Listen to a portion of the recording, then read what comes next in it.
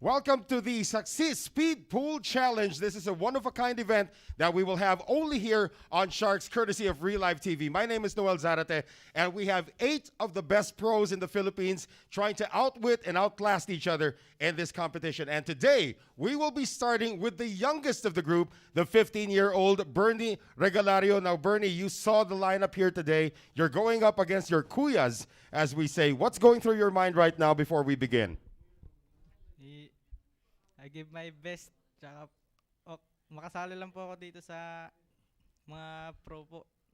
Well, he said he's going to give his best, and all he wants to do is just hang with the pros here today. Can the 15-year-old get it done? We will find out. He will be contestant number 1 in the Saksi Speed Pool Challenge. 3, 2, 1.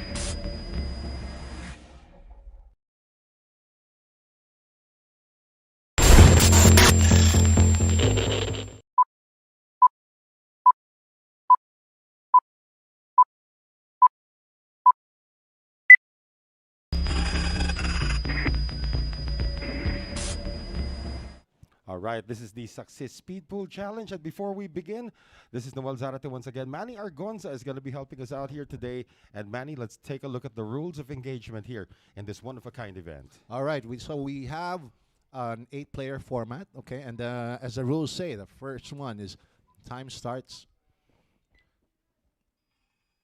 Yeah, Time starts when yeah. player first hits the cue ball. This is done using a stopwatch. Okay, and the stopwatch, I believe, will be displayed also on Yes, screen. yes, it will All be. right.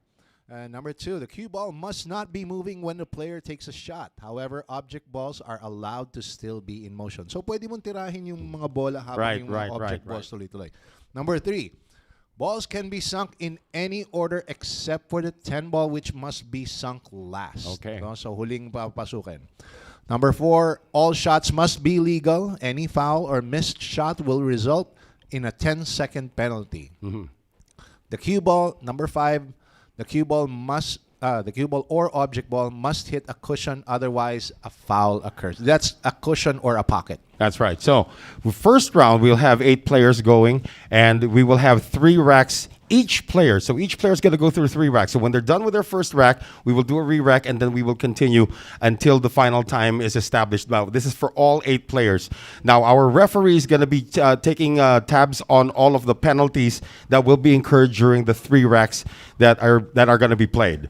So I guess that's going to be clear. The first round, the bottom 3 players will be eliminated in the first round. So we will have only 5 advancing to the next round. So again, 3 racks to finish. So each player is going to have 3 racks consecutively. We will get the final time before we move on to the next player. And the second round will have the same format. Okay, 5 players left. And then the last 3 will be eliminated. We're talking about the last 3 who has the highest time scores. That's right. And of course, the final round, we'll have 2 players remaining, and they will get 7 racks to finish. And the player with the fastest time wins the Saksi Speed Pool Challenge. We will get to know all the players as we go along, and we will begin with the youngest of the group, the 15-year-old Bernie Regalario. All right, and so we are looking for the fastest stick.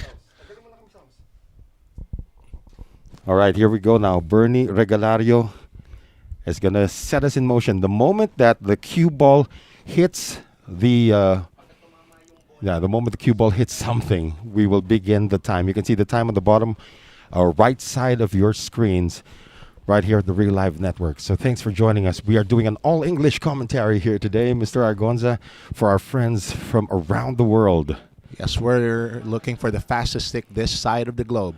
And here comes Bernie Regalario to start off this competition. So what's the strategy here? He noticeably he had a soft break instead of trying to get all of the balls scattered. And you can see the time has already begun here. The 10 ball was the one that went down. So Jaynard Orque, our referee, had to respot the 10. And there we go. The 15-year-old running around the table. Okay, running through those balls as fast as he can. Yeah, they should favor really the youthful members of the competition here. And Bernie Regalario, well, our 15-year-old is running around right now, 34 seconds in. No penalties yet.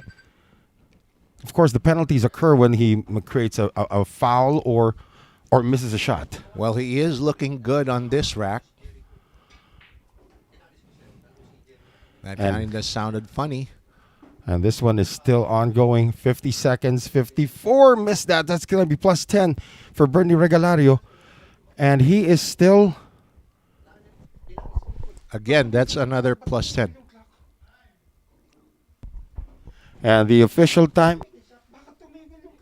Okay, so that score you see, that time score you see, he will be... Oh, that's it, 106 plus 10. He will be penalized plus a total of plus 20 seconds because he had 2 misses.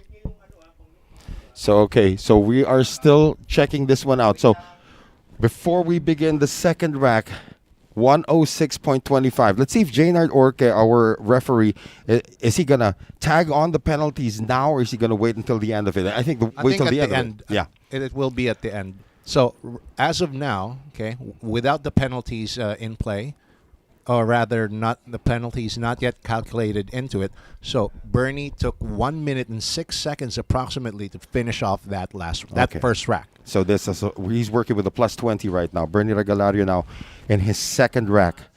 The moment this cue ball hits the pile, time will resume. And time has resumed right now. So again, Manny, you're using a soft break here. This is probably going to be the strategy of choice so that the balls don't, or the cue ball doesn't really move around too much. Yes, because, well, on a powerful break, you might lose control of the cue ball and have it scratch. So most of them will be using a more controlled break so as to avoid a scratch. Well, Bernie, so far, no penalties yet in his second rack. And he continues to run around the table. It's going to be interesting what the strategies are going to be for all of our players there. Nice shot on the 7 ball. Again, this is not in sequential order. The only thing that needs to go down last is the 10 ball. Now, we ask, can you use the 10 as a combination ball? Yes, you can. Oh, this is fun. I can't remember the last time I saw pool players running around the table this much. I remember during the rehearsal, we'll talk about that in just a bit. And this 10 ball right now, the cue ball has to stop, and that's it. 207 added to the initial 106 with no penalties here in the second round. That's so slightly better. Yeah, that's right. like a minute and a second. Right. Okay, on the second rack. So still on 2 penalties is Bernie Regalario as we are about to begin rack number 3, and Jaynard Orca is looking for one of the missing balls, and he has found it. That is our referee, one of our amateurs here, plays at the Sharks 9-ball showdown, who has a Fargo rating in the United States.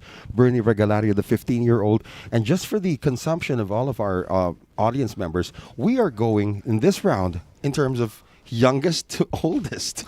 That's really interesting. So this will be rack number 3 now.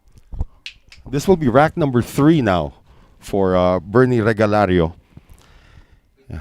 See if he can tag on less time than that 101, which is kind of impressive already.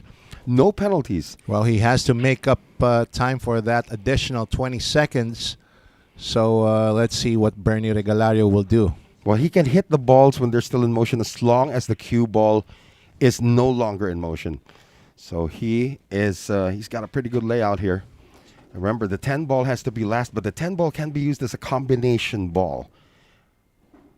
And it'll be interesting also to see how the players take on intentional fouls. And there are intentional fouls also here that you can use for strategy.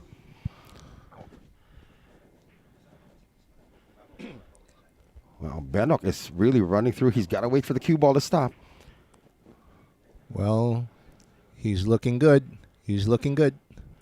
Yeah, last 3 balls right now. Of course, the penalties was 20 seconds earlier. That was in the first round. Here in the final rack for Benok Regalario. Oh, that's good time. That's it. All right, there you go. The cue ball just stopped at 3:04.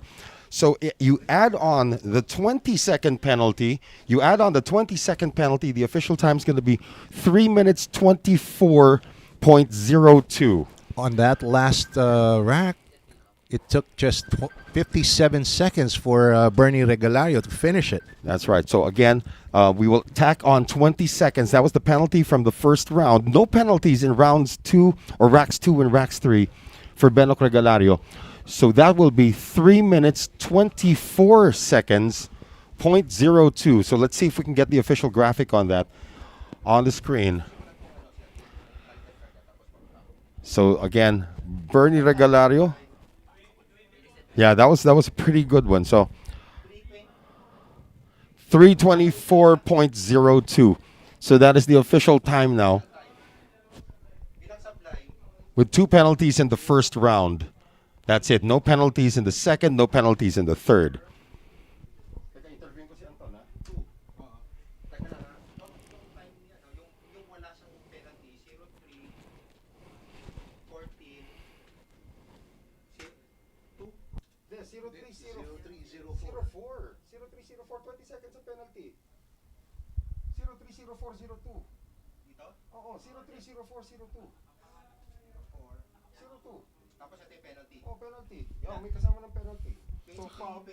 All right, so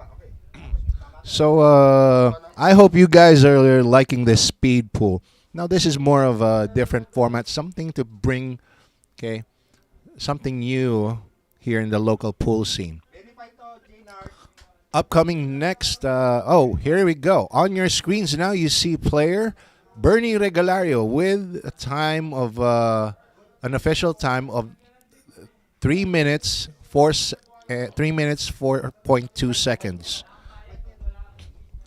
Okay, and he had 2 missed shots, no fouls, and his final score, including penalties, would be 3 minutes 24.2 seconds. All right. Upcoming player coming up next would be Anton Raga, the recent champion of the 10 Open, the Quezon City 10-ball Open. Hello. Test mic, wala. Okay, so coming onto your screen will be Noel Zarate interviewing the next player, Anton Raga. Hang on.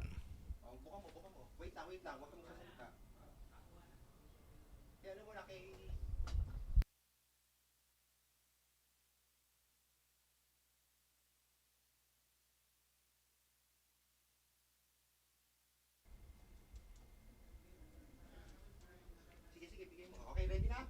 Pasok na kay Noel, ha? 3, 2, focus. Ready, game? Quiet, game. Alright, that was an interesting round there coming from Bernie Regalario. We have set the bar now. Coming up next is our 23-year-old from Talisay, Cebu, Anton Raga. Bernie Regalario, what's your strategy going to be coming into this one? Kailangan di ako sumablay. Kahit papano, hindi ma-plus din yung ano ko. Kailangan perfect yung kalat ng bola. All right, Anton says he just doesn't want to miss, and he just wants the balls to be scattered perfectly. That's the best interpretation I could do about that. Manny? All right, so here we go for Anton Raga. Okay, ladies and gentlemen, I'd like to remind you that each player is given 3 racks to finish, and the total score, the total time score of that 3 racks, plus any incurred penalties, okay, will make up their final score. All right. And of course, pa-shoutout din sa mga kamag-anak ni Bernie Regalario, mga proud tito at kapatid, at iba pang kamag-anak dito. All right. All right. So again, thank you for joining us here in the Real Live Network. Noel Zarate back from going downstairs to upstairs. You know what? This is also a workout for me, right? Oh, yeah. Coming from up here, going down to interview the players. And these players said, you have to speak in English. And then Anton Raga goes and does completely something different. So I'm going to have to be interpreting for these gentlemen. Well, good thing he didn't speak in his native Bisaya. That would have been hard. Uh-huh. Look at that. He looks like he's ready to go. Anton Raga. Again, this kid's got a winning streak in this building, Manny. Okay, and let's see if he can still pull it off as the fastest stick this side of the West. Right, so the 324, that was a pretty good bar to set for the 15-year-old Bernie Regalario. And you notice Anton Raga isn't running around the table as much as Benok did earlier, so he's just really staying there planting his shots. How do you prep for your next shot when you're doing speed actually, pool? check out Anton's strategy. He's actually doing it section by section, so he doesn't have to run around the table. Okay, he's pretty much figured out that. Ooh, 10 seconds though. That's a penalty, a miss there for Anton Raga. Yeah, that sort of stopped his momentum right now. He's at 46 seconds. 10 ball is the last to go. And the cue ball has to stop before you shoot your next shot. And he may have overran this 10. Oh. He's at a minute now, Manny. He's going to take it to the side. And 20-second penalty now. There you go. All right. And a minute and 10 plus 2 penalties, which will be tacked on later by our referee, Jaynard Orque. It looked to be a pretty good start there for Anton, but when he missed that last ball, things slowed down for him, man. And, okay, he's probably getting the feel of this as well. Okay, if I remember right, I think it's also Anton's first time to play speed pool, right? It is. Well, the two guys, of course, Bernie Regalario and Anton Raga. So there was a 20-second penalty that will be tacked on to the end of the 3 racks. This is rack number 2 now for Anton Raga. Again, time starts when contact is made with the pile, and the time continues now for Anton Raga. Now, even if the object balls are moving, he can shoot, or even if the other balls are moving, as long as the cue ball doesn't move, he can shoot. Okay. As far as Another one. as That's far a- as speed pool is concerned, okay. Now, clusters like that, like the 7 and 9, those are major disasters. Okay, and we remember Bernie Regalario already made like 2 penalties on his first rack. Same with Anton, but Anton took 6 seconds longer than Bernie. But he also has a penalty in this rack for missing one of the shots as well. And he still hasn't addressed that cluster with the 7-9. He's trying to address it again. He didn't get it again. He's had 3 misses on that cluster. He made contact on his first, however, just returned as it is. And check this out. That 7 ball just doesn't want to go out from that area. Well, that's his. That's another penalty here. He's got 2 already in this rack. He's got 2 in the first rack, and he's still not on the 10. He will be on the 10 right now. So 2:30 plus 40 seconds. Not looking good here for Anton Raga, who drops it. 2:35 total plus 40 more seconds. That's already 3 minutes and 3:05. 15 seconds. Yeah. Is it 3? Oh, yeah, 3:15. You're right. So, Jaynard Orque, our referee right now, here in rack number 3. Not looking good here for Anton Raga. But again, there is still hope because the bottom 3 will be eliminated. Anton better just pray that somebody or 3 more people don't perform as poorly as he has so far. Well, let's not count Anton Raga out just yet. Yeah. Anton Raga on his 3rd rack. And time continues right now. Remember, he's working now with 4 penalties, 2 in each rack. See if he can improve. And he's no longer going sectional, as you pointed out in the first rack. He is just going around and seeing what is available. I noticed that as well, Noel. So, let's see what he does here. Well, this is better so far. No penalties yet on misses for Anton Raga. He's actually the best time he's had so far. As long as he keeps at it and doesn't have any misses, this will be his fastest rack.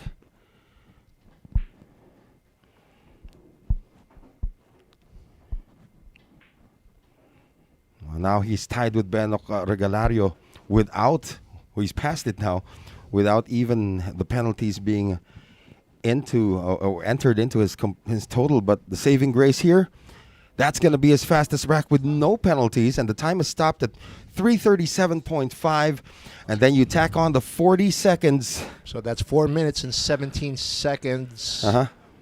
17.5 seconds. All right. Yeah. So you add the 4. Yeah.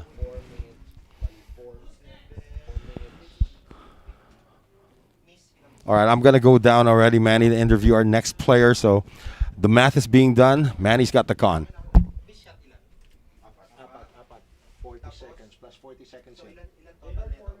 4 minutes, 17 seconds, and 5 milliseconds. 4 minutes, 1 7. 4 minutes, 17 seconds, 5 milliseconds. Wait lang. Nakalive pa tayo ha, huwag kayong gigit na. All right. So that was Anton Raga. Okay, so Anton Raga, and his total playing time was 3 minutes, 37 seconds. Okay, missed shots 4, foul 0. So his total time, including the penalty of including the 40-second penalty, is 4 minutes, 17.5 seconds. There you go. Okay, so that is Anton Raga. Jeffrey Ignacio. Narinig ka sa mic ha? Jeffrey Ignacio. Nililista mo yung score ha? Lagyan mo rin yung total. All right. Wait lang ha. So after two players, we see that the 15-year-old has the better score. Okay.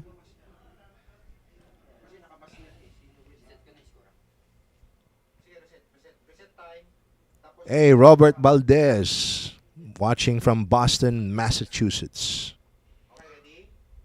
Okay. Okay, ready. Sa'yo ha. Next up will be introduced by Noel Zarate. Okay, game. Right now, member of the Philippine national team, and he is going to be next right now. We have the snake or the cobra, Jeffrey Ignacio. Looks like you're ready to work out here today. So you saw the performances of the first two. What's your strategy now coming in, Jeff? Oh well, I will try not to miss, and of course I will make as fast as I can. All right, let's see if he can beat the times of Regalario and Anton Raga. We have Jeffrey Ignacio up next right here on the Saksi Speed Pool Challenge. Manny? All right, Jeffrey Ignacio, as said by my partner Noel Zarate here, is indeed a member of the Philippine national team. So he's going to be trying out speed pool as well. And he's just getting ready to shoot his first rack. Pakialis sa house si Manny. Here we go. Okay, ready na kayo? All right, looks like I'm also included in this speedball thing, speed pool thing, just going up and down. But you know, Jeffrey Ignacio, I just pointed it out. He's in his jogging pants, he's in his sneakers, and he's ready to roll. During the practice earlier, he tried running around the table. When he finally did his rack, he was all tuckered out. Oh yeah, and he was looking like more like a boxer in practice, in Oh, yeah. sparring Yeah. practice rather than a pool player. Okay, but like I said, you don't see too many pool players running around the table in such a hurry. We really appreciate your comments. They're coming into the Real Live Network and the Sharks channel as well. There you go, the 28-year-old member of the Philippine national team, Jeff Ignacio. He's going to be followed by his teammate, Johann Chua, in just a bit. So Jeff Ignacio getting ready to go. This guy just celebrated his birthday a few days ago. So he's 29. He just turned 29. And he's underway.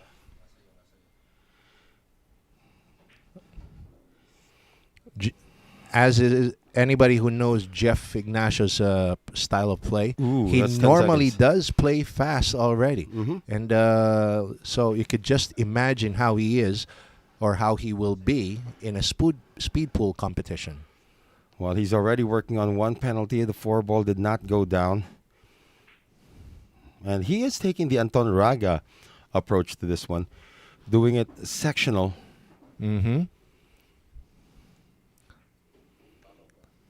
And if you had noticed, that's the reason. That's the very reason why these players chose a softer break, Yeah. so they can keep the balls all in one area and keep everything sectional. Well, this As will it be the is. fastest rack so far today if he can get this under a minute and just barely over a minute. A minute, 0.74 for Jeff Ignacio. That is the fastest rack.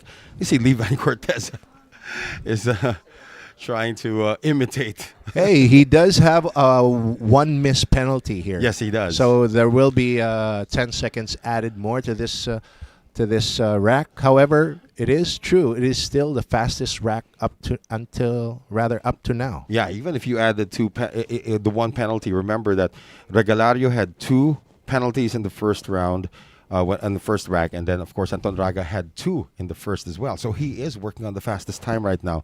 Jeff Ignacio, they call him the Cobra. I called him the Snake earlier because we call him around here.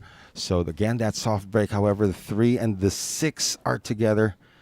Again, there's no sequential order in the way these balls are going to be taken down, except for the 10 ball, which should be the last ball. Oh, that's beautiful. He managed that cluster beautifully.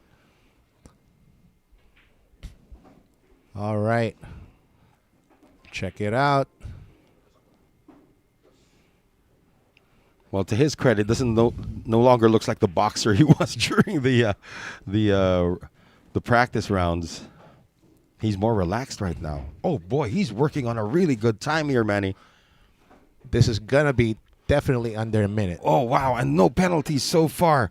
Jeff, does he get this one? Cue ball stopped at 152. That is way less than a minute. That's 52 seconds for the second round. That's right. And that also came with 0 penalties. Looks like we're going to have a new leader unless something catastrophic happens here in rack number 3 for Jeff Ignacio, who is playing speed pool for the first time ever. And I believe the first 3 contestants we've had are all speed pool rookies. Regalario, Raga, and this guy. And just like to remind everyone here, this is a 10-ball rack. This is not a 9-ball speed pool challenge. This is a 10-ball speed pool challenge. And here we go. Jeff Ignacio trying to solidify his lead. Another nice soft break. Again, he doesn't have to go sequential. The 10-ball is the only thing that needs to be last here. But again, you know, the cue ball control as well. You got to wait for that cue ball to stop rolling.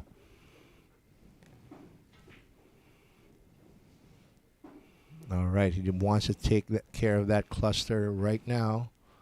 Ooh, that's another 10-second penalty, though. It's only a second.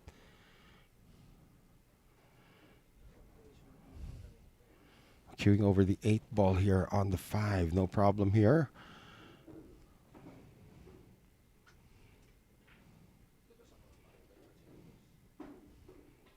Seven passes to 10.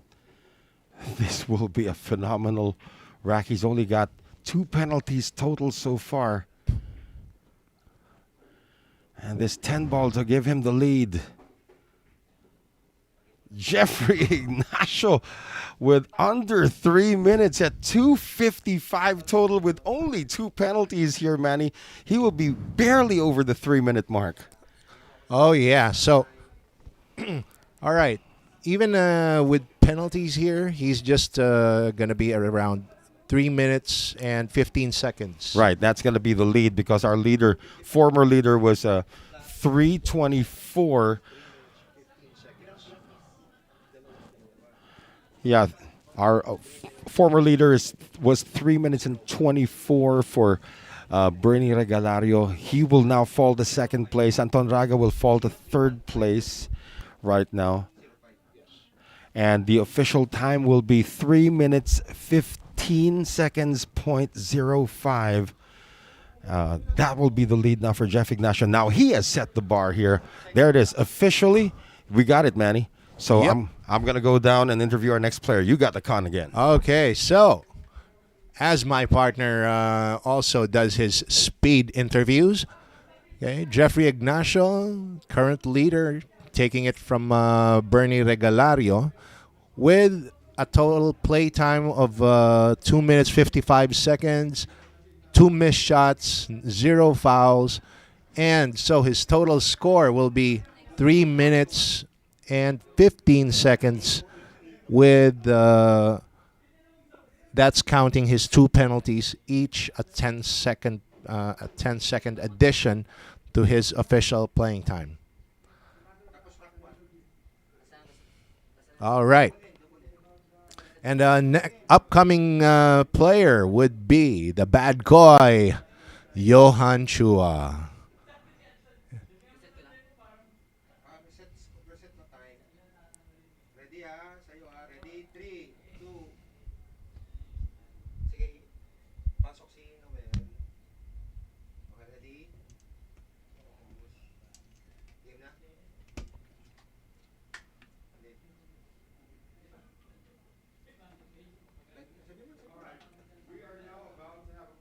Johann Chua, your national teammate Jeff Ignacio just took the lead right now. Do you have a running bet with Jeff who's going to win among the two of you? Well, of course, he's my bet in this game. All right, what's your strategy now coming in? You saw how Jeff handled this. How are you going to improve on that? I just have to get the power of the flash so I can just, play as fast as I can. Let's see if Johann Chua can overtake Jeff Ignacio as we continue here with the Saksi Speed Pool Challenge. Manny? All right, so the bad boy wants to invoke the power of the flash. That's not a bad idea. Well, that's if speed is what you need here, you're looking at the flash indeed. Okay, so Johann Chua getting ready to shoot off, or rather to break off on his first rack. Well, actually, Johann, I'm back here. Noel Zarate, I'm back here. Johann actually picks Jeff Ignacio to win it all, not himself. It's Jeff Ignacio he's picking to win it all. Now that's interesting because, well, these guys are very much familiar with each other's play styles. They know who's the fastest shooter by nature here, but still, I'm betting they're going to give their best effort to bag the crown here. Well, Johann Chua is one of the earlier people to show up here, including yourself, Manny Argonza. And he's had probably the most time at the table. Oh, He and Jeff Deluno, actually. Yeah, I'm seeing here somebody else. Si Dindo Fernando is also rooting for Jeff Deluna. And here we Yeah. go. The bad koi starting off his first rack. Now, Johann Chua is actually physically a fast player, physically a fast human being. Ooh, that's going Oh. to be a penalty. I'm seeing him running around and taking aim at that cue ball while the cue ball is still in motion, but you can't shoot it. You can aim, but don't shoot. Yeah, referee Jaynard Orca has got eagle eyes. Oh, he's got to wait. There you go. Well, Johann's doing some pretty good time here as well. Just breaching the half-minute mark. 3 balls to go. He's got 1 penalty so far.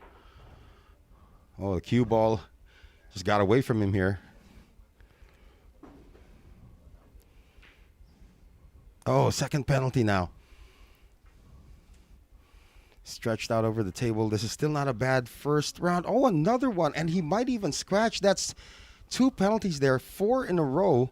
Or 4 total now in this first round for Johann Chua. And the cue ball's got to stop before the clock stops. There you go. 116.05. All right. Plus 4. Plus 4 penalties for Johann Chua. Yeah, there was Okay. one shot that he had 2 penalties. He missed the shot and he scratched the cue ball. Hey, Mike Trepanier has joined us. And here we got here. Kyla Moroto. Shout out from Cainta Rizal, one of our 3rd placer in the recently concluded Quezon City 10-ball open. And he is going up for, he's rooting for the bad koi. Uh-huh. And, well, on that first rack alone, the bad koi racked himself 4 penalties already. Yeah. So that's additional 40 seconds on his play time. Let's see if he can make up for that one right now. So far, Jeff Ignacio has had the most splendid performance, followed by Bernie Regalario, who went in first. Anton Raga currently in 3rd place. There's a better showing now for a man they call Bubwit. Oh, that's another miss. Now he's got the most penalties among all the players. He's got 5 total 5 now. in total. Again, a penalty is a missed shot, not just the fouls. Even the missed shot will incur a 10-second penalty. Too bad. He's doing really well in this rack. I mean, time-wise at least, Manny. Uh-huh. But he is running around it. And you know what? I'm feeling the pressure There you here, go. Noel. I'm feeling the pressure. Well, that's his best time so far in terms of the rack, but he did pick up another penalty. At 2:13, unofficially, his time would be at, what is this, 3:03 already at his time. Uh-huh, uh-huh. That is unofficial, of course. Jaynard Orca is going to give us the official time, but he still has 1 more rack to go at 3:03. So unless he finishes this in like less than 10 seconds, he might not be in first place. But can he hold on to a spot and not be eliminated? Of course, we are eliminating 3 players in this first round. If he take note of this, Noel. Actually, Anton Raga's time was a little over 4 minutes. Mhm. So, if Johann, including those 5 penalties, can keep this under 4 minutes, he's not going to be in danger just yet. All right. But we still have, this is only half the field we're seeing. We still have 4 other players after Johann Chua, or make that 3 other players after Johann Chua. He is the 5th player we've seen in. And there's a problem there with the 6 and the 3. He's got to develop this one. He's going to do it here. Oh, yeah, barely got a piece of that 6, but it's still not going to help him out. He is approaching the 3-minute mark. Remember, he's already got 5 penalties. Does not have a penalty so far here in the 3rd rack. He's got to wait for the cue ball to stop. That's his first one. 6 total now.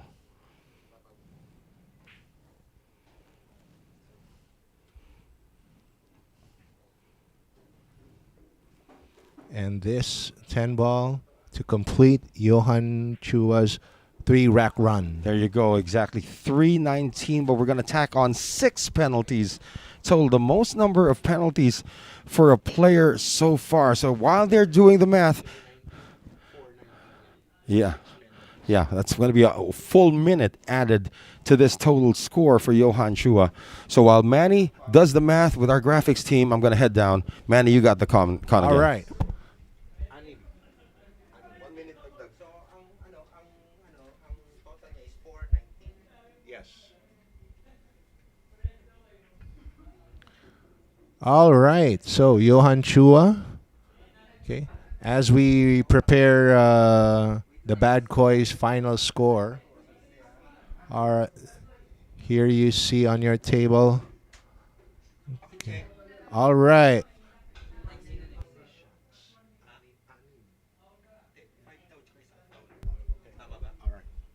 Okay, so Johann Chua, total playing time is 3 minutes, 19 seconds. Missed shots, 5, 1 foul. So all of those 6 penalties with 10 seconds each, total to a minute. Hence, a full minute is added to 319, which makes his total score or final score 4:19. 4 minutes, 19 seconds. All right, so guys, these scores that you are seeing here are the first round scores of each player. Okay?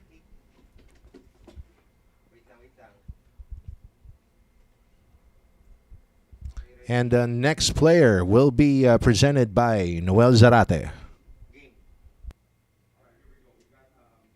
Jerico Bañares, the Panday, coming up next here. And Jerico, you already saw what the first 4 did. What's going to change for you in your strategy after you saw what happened to Johann Chua? Picked up 6 penalties there. I will try my best. Short and sweet for the Panday. Manny? All right, short and sweet it is.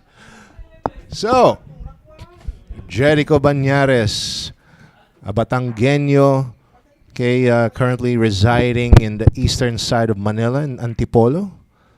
So let's see what he can do by way of speed pool. Again, each player will be given 3 racks to run their total score. Okay, plus a 10-second penalty for each miss or foul that they would commit. All right. Right now, as Jerico Bañares gets ready in his manly pink shirt, which is his favorite color, by the way. 4:17 and 4:19 are the 2 lowest times so far in the competition. Anton Raga at 4:17 and Johann Chua at 4:19.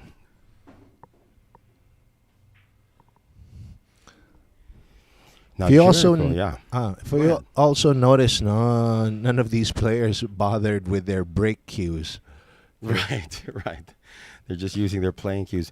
Now, you see the strategy here for Jericho. He does not make the cue ball move too much. Exactly.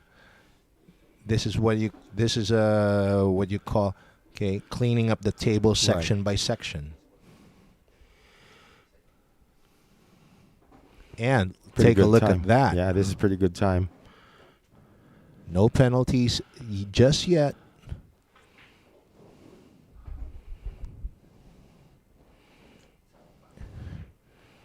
And good strategy, good technique there displayed by Jerico Bañares. Yeah, 101.45 is going to be the second fastest rack that we've had, at least in round number 1. courtesy of Jerico Bañares. But the big news there, Manny, no penalties. So it looks like Jerico Bañares has it down pat. A 31-year-old out of Antipolo City, as you said.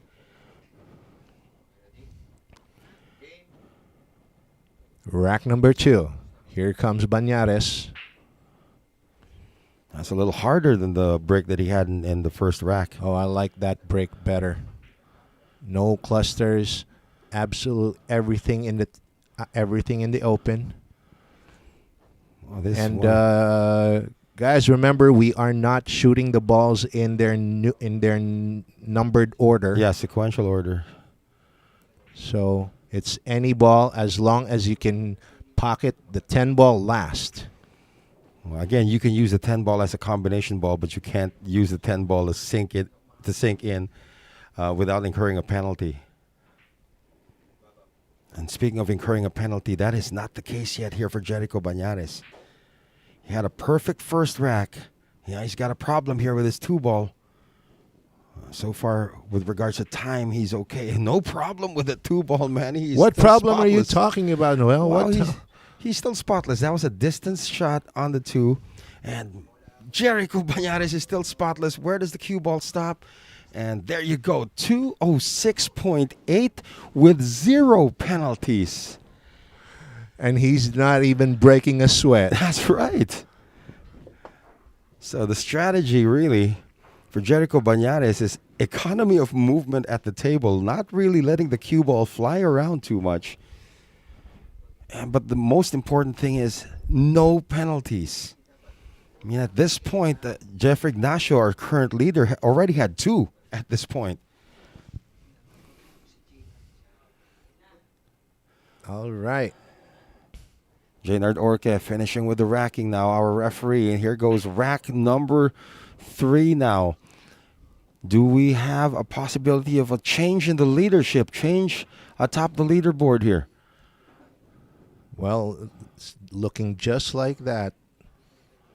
Because Jerico Bañares is simply running through this rack like it's nobody's business. Cue ball hasn't traveled more than 3 feet. And again, his pocketing has been flawless. It's got to stop, though. It's got to stop. He's going to get the 9 ball now. Again, all he has to do right now is just remain flawless. With no penalties, this time is going to give him the lead. And he's going to have that lead by a big margin. Yeah. Oh. Okay, this became a little interesting. Well, he can afford a 10-second penalty there, which is what he did. He just had his first penalty, but he sets up the 10 ball very well, and it drops. And there it is, 3:17.96 plus 10 seconds, 3:27 total, almost 3:28. He did incur an intentional penalty, but he knew that he would still have the lead with that score. All right, while the math is going on here, Manny, I got 3 more players to work on. One of them has just made it to the table, one of the most excited players. We're going to interview Jeff Deluno in just a bit while the math is still being done. One missed shot. That's it. So 0 foul. 0 foul. Total. 032796. Hold on. Sisave ko lang. Lalabas ko muna yan, ha? Lalabas ko muna yan. Ay, nako, hirap mag-isa rito. All right, so there you go. Okay, that was Jerico Bañares with a total playing time of with 3 minutes 17.96 seconds, 1 missed shot, so that's plus 10 seconds, with a total score of 3 minutes and 27 seconds. Hang on. Plus 10.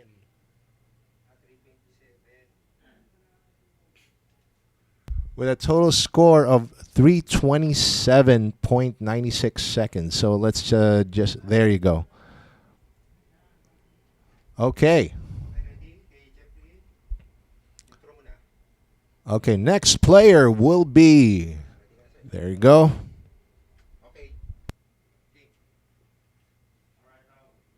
Jeff Deluno who's up next. He just came from the World Cup of Pool, of course, and we know him to be one of the faster players in the country. So, Jeff, what's the strategy now coming in? Are you going to bring in your bull mentality, or is it going to be something else? I'm trying to beat Ignacio speed. So let's see if Jeff Deluno can actually do this, Manny. All right, so we have Jeff DeLuna, aka the Bull, coming in, and he's gonna want to put on a show. Jeffrey DeLuna has been known to be a speed player as well, so let's see what he can do. He's coming up to his first rack.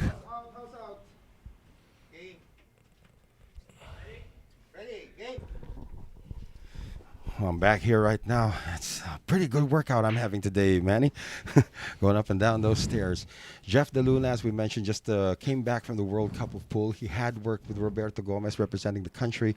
And this guy shoots really fast. Oh yeah, and check out his break. No clusters, everything out in the open. Okay, just as it should be here in speed pool. Now, I just checked the leaderboard. You know, despite the brilliant performance of Jerico Bañares, he is currently still in third place. Oh, really? He's in third place. Jeff Ignacio is still our leader, followed by Regalario. Well, that could change right now, the way Jeff DeLuna is going around this table. So, well, Jeff DeLuna going around 3 rails for this pink 4. Still no penalties.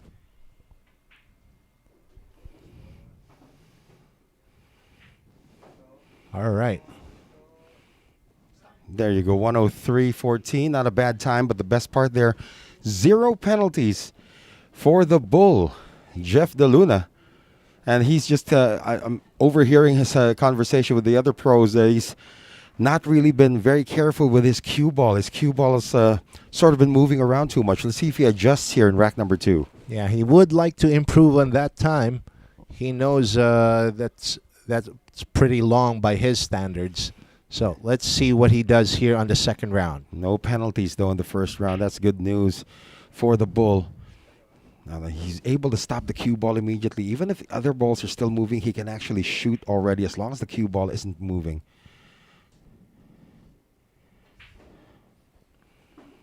Looks like his cue ball is still moving around a little too much, Manny.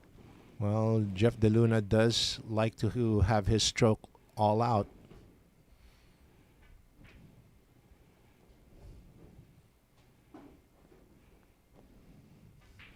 It looks like he's improved on the cue ball movement right now. He does have to wait about a couple of seconds all the time. Unlike with Jerico Bañares, who just like automatically put everything right in front of him. Okay, now which one would he take? Yeah, this is going to be a tricky He's shot. kind of short. Intentional foul or intentional miss there. That's going to be a 10-second penalty. He just crossed the 2-minute mark without the penalty so far. And the 9 is going to drop. So far, 1 penalty only for the Bull, Jeff DeLuna.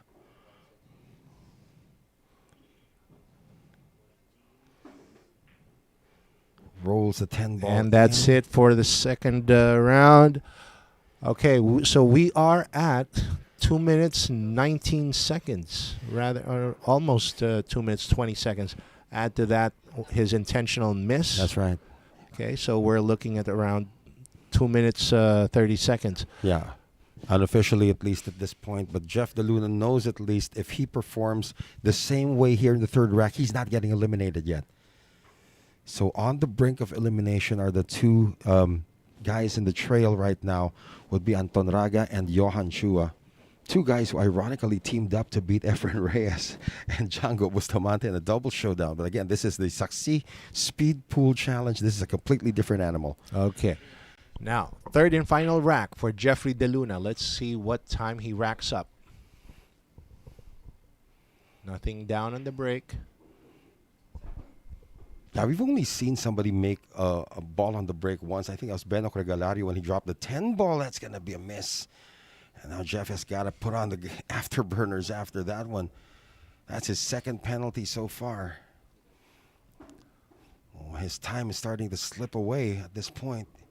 At this point also, Manny, you just don't want to get eliminated. Oh, yeah. You just want to survive, make it through this round, and get to the next round where everything restarts. Well, he's now broken the 3-minute mark. Remember, our leader's at 3:15. That is Jeffrey Ignacio. And the goal of Jeff Deluno is actually to beat Jeff Ignacio's time. It's not going to happen because he's right now at Jeff Ignacio's time, and he still has 2 penalties to add on. He's not ideal here. But played it very well. He's going to breach the... Let's see if he can stay within the 4-minute mark. And Okay. there you go. Stop time. According to Jaynard Orca, 3:37.79. He is within the 4-minute mark at least. Because he does have 2 penalties, right? Right. 2 penalties, so that's going to make it 3:57.79 unofficially. So while the math is being done, Manny, you got the con once again. It's time for me to do my workout. All right. So, as we do the graphics here, so next player coming in would be Vann Corteza. Tapos silang miss, isa. Dalawa. So total, 57. 357. Yes. 79. Yes. So as we wait for the official graphic here for Jeffrey Deluno, and here we go. So Jeffrey Deluno with a playing time of 3 minutes, 37 seconds, and 79 has a total of 2 missed shots, so 2 penalties, 20 seconds added on, which makes a total of 3 minutes, 57.79 seconds. And there you go. That is Jeffrey Deluno. And seeing that he's still under the 4-minute mark, he is within striking distance here of not getting eliminated.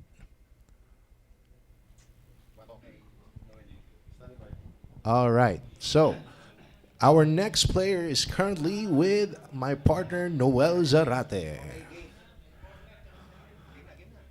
All right now we have a rookie in terms of speed pool, but not a rookie in terms of billiards.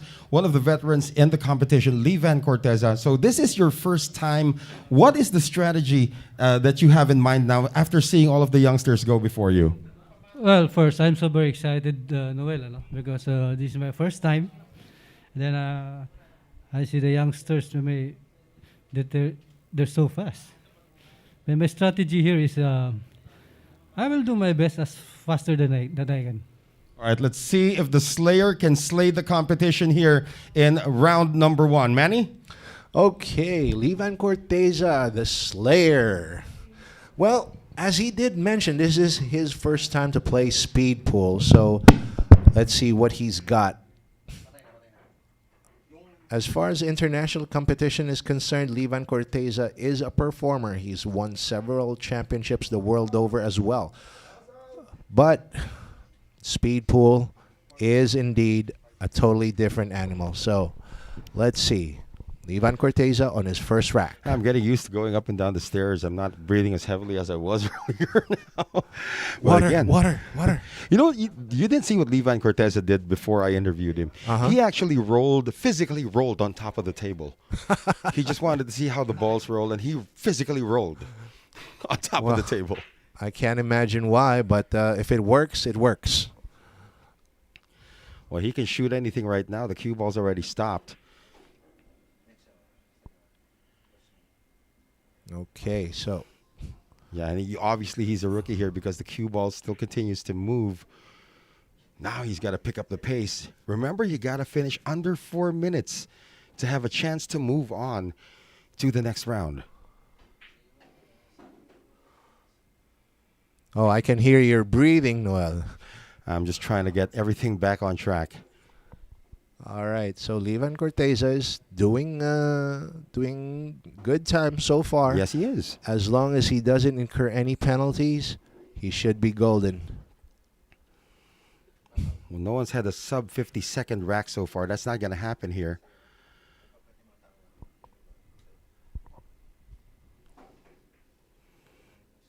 Oh, is that going to make it? Just made it down.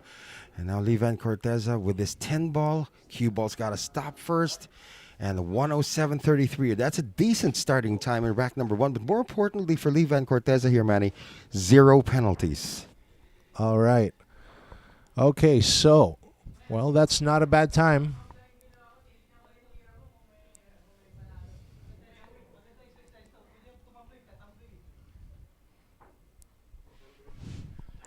All right, once again, thank you to our friends from the Real Live Network. You know what? I just heard Vann Corteza saying that, hey, this is good exercise. It is. But nobody can beat what he just did. He tumbled over the table physically before I interviewed him. That got a kick out of everybody. Remember, he is the penultimate performer here in the first round. We will have Dennis Orcollo closing things out in round number 1. So 107.33, the official time so far for Vann Corteza, 0 penalties so far. And he actually waits for all of the balls to stop moving, which is something that he has to get used to, because the only thing that you need to make sure that's not moving is the cue ball. Mm-hmm. Even if the other colored balls are moving, you can shoot. You know, that is a factor here, okay? So, if you notice or remember Jerico Bañares' strategy, he was just having short positions for the cue ball, so that does help his time. Vann Corteza, the 42-year-old, going around the table really quickly. It's like somebody just put the fast forward button on when he moves around the table. But look at this, still 0 penalties for the Slayer, and he slays that rack big time, under a minute.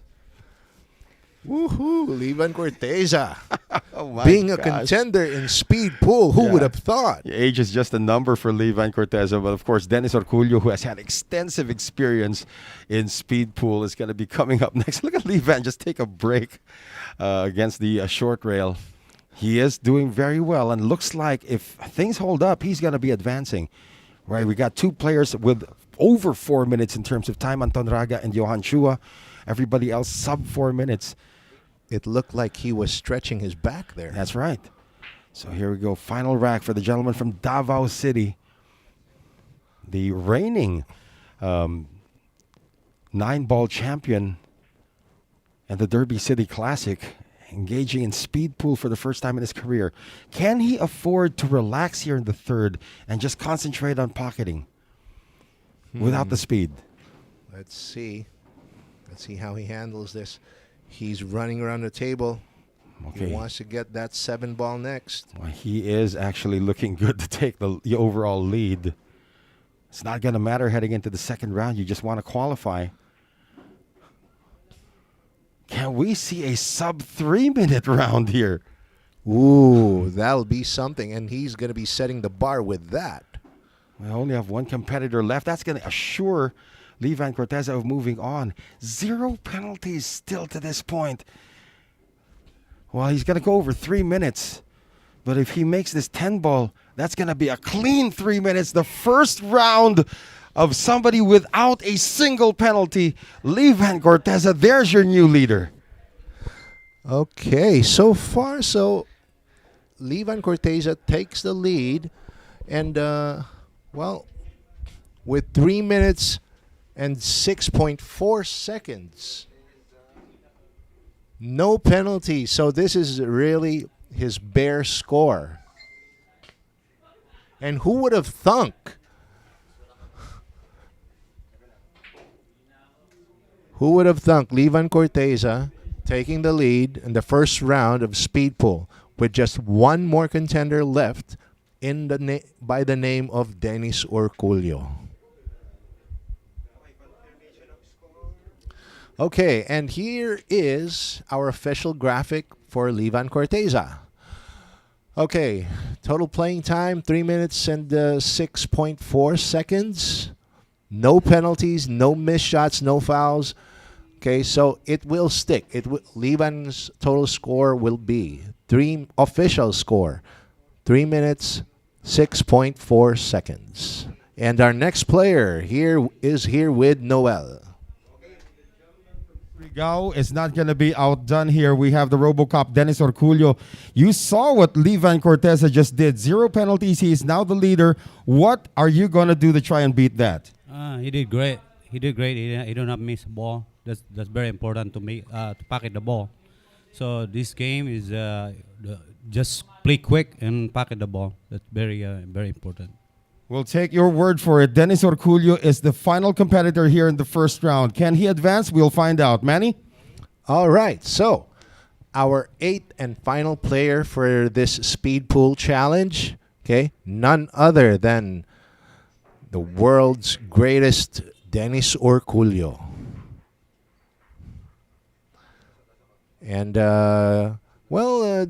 Dennis has indeed played speed pool many times before. He's very experienced, so he would know how to handle these situations. But the only difference is this is a 10-ball rack. Right. Okay. Well, Dennis Orcollo did perform in the Guinness Speed Pool Challenge before, along with guys like Jeff Deluno. So now Dennis, well, I'm not sure if Dennis is looking for the lead here. He just wants to qualify. Oh, yeah. Just probably under 4 minutes. Well, actually, what's the cutoff time? I think it's around 3 minutes and 57 seconds. Yeah, I would think that would be a good number. All right. Yeah, And currently, I'll let my partner here catch his breath. All right. No, currently, Anton Raga and Johann Chua are already out of the competition because they have over 4-minute times. So let's see if Dennis Orcollo can actually missed there. That was surprising. So an immediate penalty here with no balls made. So far, our lone flawless player would be Vann Corteza, and followed by, if I remember right, it's Jeff Ignacio. No, Flawless Jerico Bañares. Jerico Bañares with just 1 penalty. Yeah, but Jerico Bañares is currently in 4th place right now. Really? Yeah, because of that. It's still number 1 is Vann Corteza, followed by Jeff Ignacio, then Bernie Regalario. Number 4 is, despite the 0 penalties, number 4 is Jerico Bañares. So far, it's the oldest and the youngest players that lead. Well, this is the oldest player we have in the competition, Dennis Orcollo. And he finishes that with a 1-minute rack, but with 1 penalty. That's still not bad. That's not bad indeed. All right, so if Dennis Orcollo can just finish off his next 2 racks under 1 minute, I'm pretty sure he's going to qualify as well. Yeah, but of course, you need to make sure that you minimize your penalties. You saw what happened to Anton Raga when he incurred 4 penalties, and Johann Chua incurred 6 penalties. That's the most. Johann Chua is currently in last place right now. So again, the clock starts when Dennis Orcollo's cue ball makes contact with the 1 ball. And here we go. Nothing down on the break, but no player here was prioritizing anything there.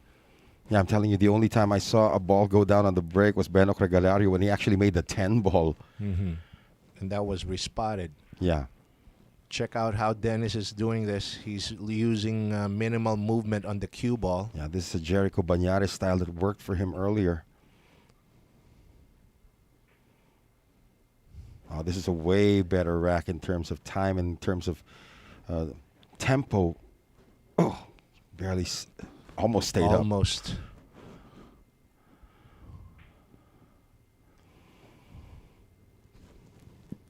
Slowing down a bit here. Does have to travel down to get the 4 ball before the 10.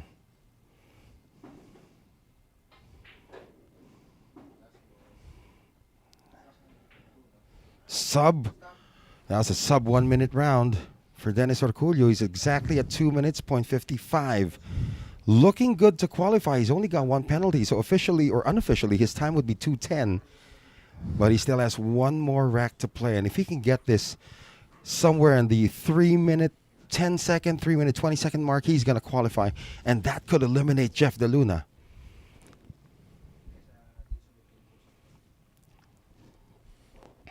Yes, Anton Quintela. Well, Efren Reyes was never known to be a fast cue. Oh, so, well, we can never tell. And he's in the United States also right now. We would love to have had him here, but, you know, it's a battle of these gentlemen right here. Final rack now for Dennis Orcollo. Looking good to qualify. All right. Dennis Orcollo, cool and composed as always. Okay. Yeah, he's only got one penalty, which was his opening shot from rack number 1 when he didn't make his object ball. So far, he's been playing flawless and quick. That's the important part here in speed pool. When it comes to cue ball control, Dennis Orcollo is probably the most elite, one of the most elite in the world with regards to that. Look at the kill action he put on the 3 just to slow it down. Boy, this is going to be the fastest rack. It's shaping up to be the fastest rack of the competition so far.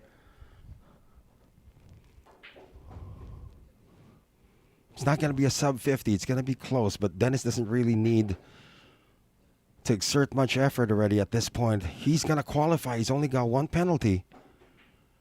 And that's going to put him through to the next round with a sub 3-minute rack, or sub 3-minute performance. They're going to add on the 10 seconds.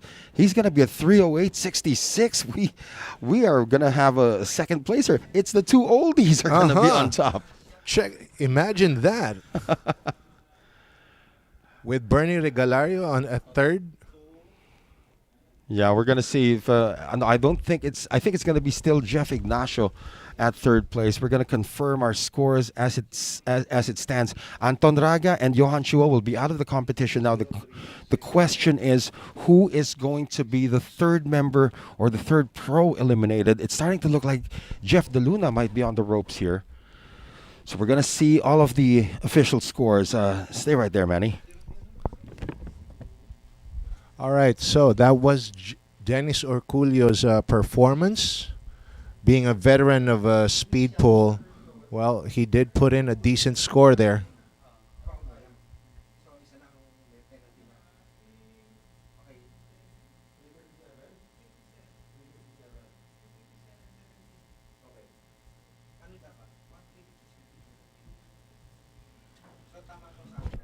All right, we got, yeah, I'm looking at the board right now. Officially eliminated Johann Chua with 419, Anton Raga with 417 and 50, and Jeff Deluno is the last person eliminated here with a time of 3:57. Now, at the end of the first round, our leader, or the one that actually won the first round, is the 42-year-old Vann Corteza with 306.4, and Dennis Orcollo with 308.6 is second place. Third place goes to Jeff Ignacio with 315.05.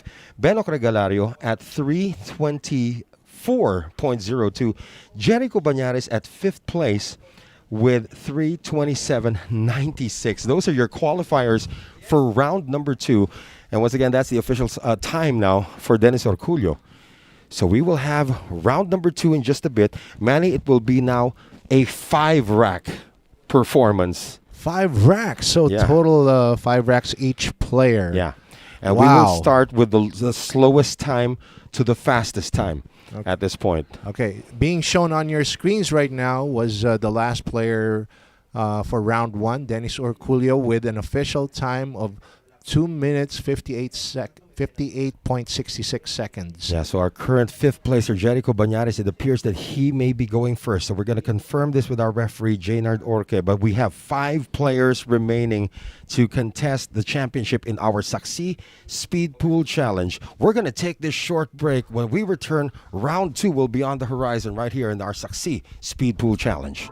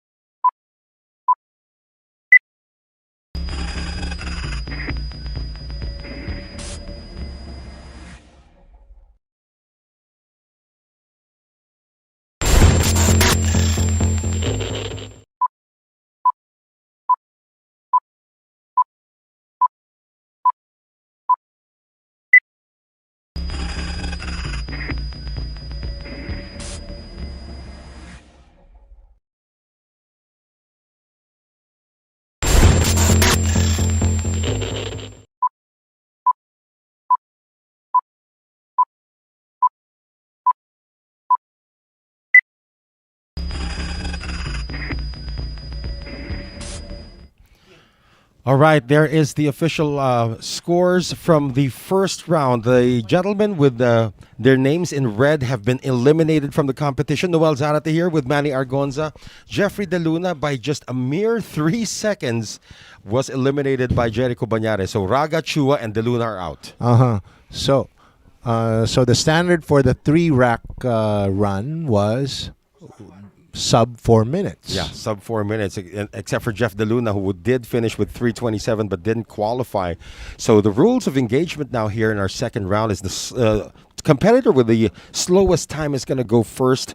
So it will be Deluno, or make that Jerico Bañares going first. So once again, a reminder of our rules if you're just joining us here in our Saksi Speed Pool Challenge. The time will start when the player hits the cue ball, and this is done using a stopwatch. And the cue ball must not be moving when the player takes a shot, but the object balls can still be in motion. Now, the balls can be sunk in any order except for the 10 ball, which should be sunk last. All shots must be legal. Any foul or missed shots will incur a 10-second penalty. And again, the cue ball must hit a cushion. This is a standard rule for pool. We're done with round number 1, Manny. We move on to the second round now. Okay, second round, we have these players doing 5 racks each. So first round was 3 racks, and this one, this one is 5 racks each. All right, here we go. So Jerico Bañares, the slowest time from round number 1, is ready to go. And this is ironic because Jerico Bañares did not incur a single penalty in round number 1. But yet, he finished last among the qualifiers. Let's see if this is going to change now for the Panday as we begin round number 2. Rack 1, 5 racks, as Manny mentioned, for each player. And his strategy will continue to be the same.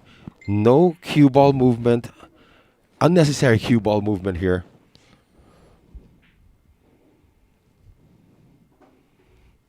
All right. Jerico Bañares wants to fly through this rack. So far, every ball is finding its own pocket.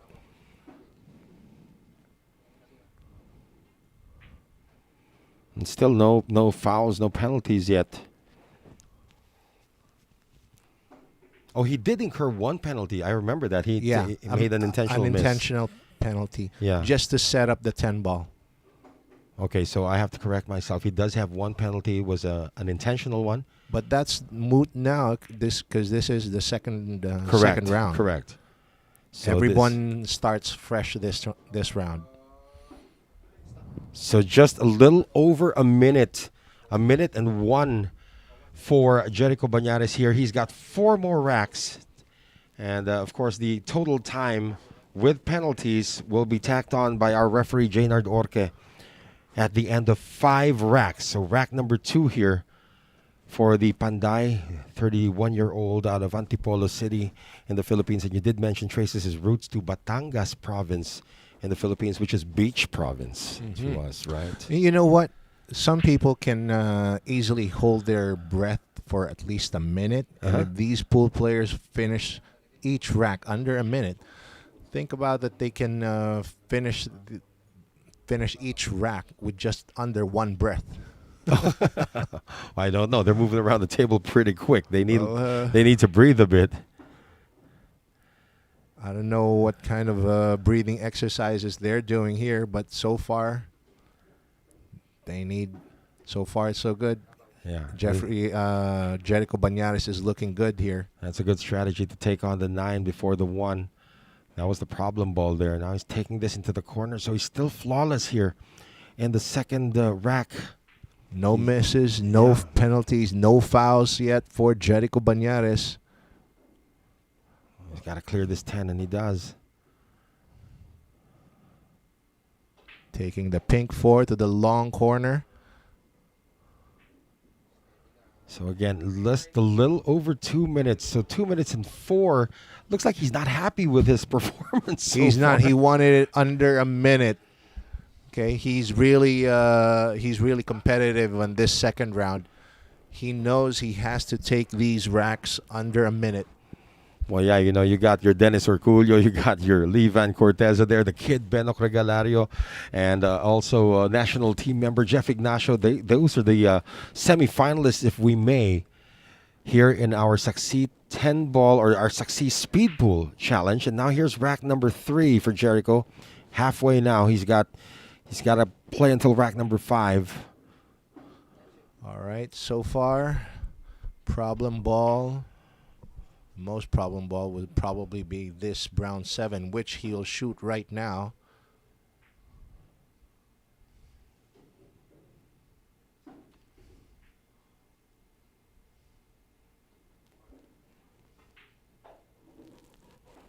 Yeah, this looks like the fastest rack that he's been having so far, barring any penalties. Jericho's just a straight shooter, don't you think, Manny? Uh-huh. And looks like he's going to be doing his best time right about now. He's got to make sure that the cue ball stops. There you go. 10 down. Yeah, that's the fastest rack he's had so far. It's under a minute. That's about 55 seconds You're by right. my count. You're right, right. 55-second rack there for Jerico Bañares, and he's got 2 more to go. He's trying to accumulate the best time. Remember, in this round, 3 more will get waylaid, Manny, and only 2 will advance to the final. So this is where all the pressure is starting to come in. Here we go, rack number 4. Jericho is looking like he's doing much faster in these racks each round. Well, he's moving around a bit more now, as opposed to round 1 where he was just standing there pocketing balls because the cue ball didn't really move around too much. Remember, this guy's only had 1 penalty so far in the entire competition, 0 here in round number 2.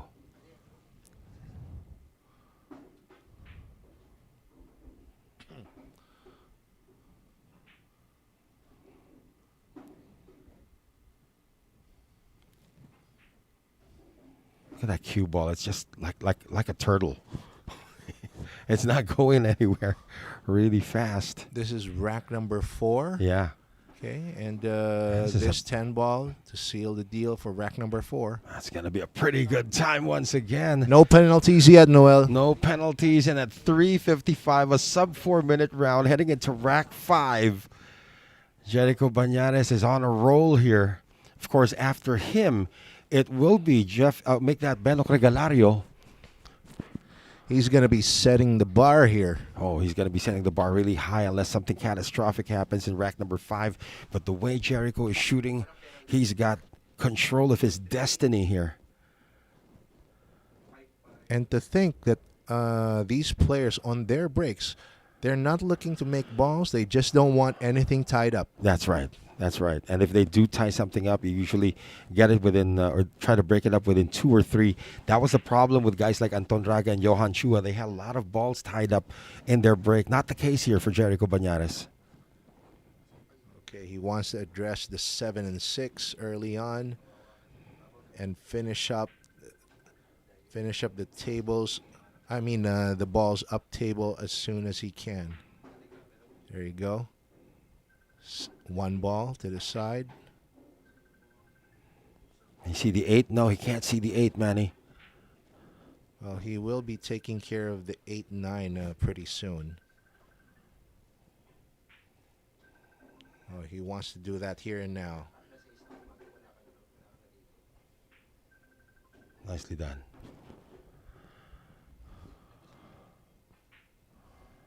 Oh, I think he can take this under 5 minutes. Yeah, the whole thing. 5 racks in less than 5 minutes with 0 penalties. Jerico Bañares setting the bar really high here in round 2. 4 minutes, 54.77 seconds for Jerico Bañares, the gentleman from Antipolo. And he had no penalties at all in his entire 5-rack run here in round number 2. And this is really going to make the competition a little nervous. We're going to have the 15-year-old Regalario up next. Not quite sure if... I don't know if this is attainable, if you can beat the sub-5-minute time by Jerico Bañares. Well, if Jerico can run around the table just like that, I'm pretty sure Regalario will have no problem running around. The thing is, can he spot the strategic avenues here to finish up the rack faster, or at least just as fast as Jerico did. Well, he's at the table now. Take a look at the total time for Jerico Bañares. 0 misses, 0 fouls, under 5 minutes for 5 racks in this Saksi Speed Pool Challenge. Impressive so far for the Panday. But here comes the 15-year-old, also from Antipolo City. One of the wards, actually, of Jerico Bañares. One of the people that he has, one of the kids he has taught in his career. Hey, I'm seeing in the comment section, a lot of people are impressed by that performance from Jerico Bañares. Yeah. 5 racks under 5 minutes. Well, now Benok Regalario's got his work cut out for him. Here's the 15-year-old who is mentored by Jerico Bañares himself. So let's see if the 15-year-old can hold his own here. He was the first to go for the entire competition. He was the first competitor. And it's only now that he's back at the table. So let's see if he's cooled off a bit from his performance earlier. You notice now that his break is really all clumped together. But that should be no problem.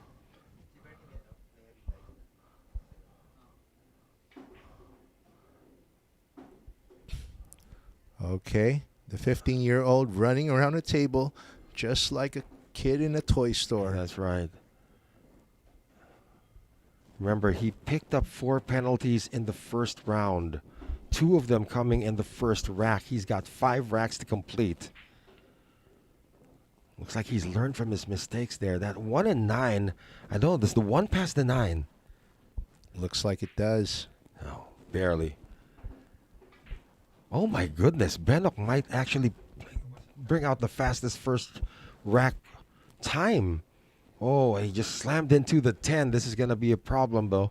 He's shooting left-handed. Yeah. Oh, how about that?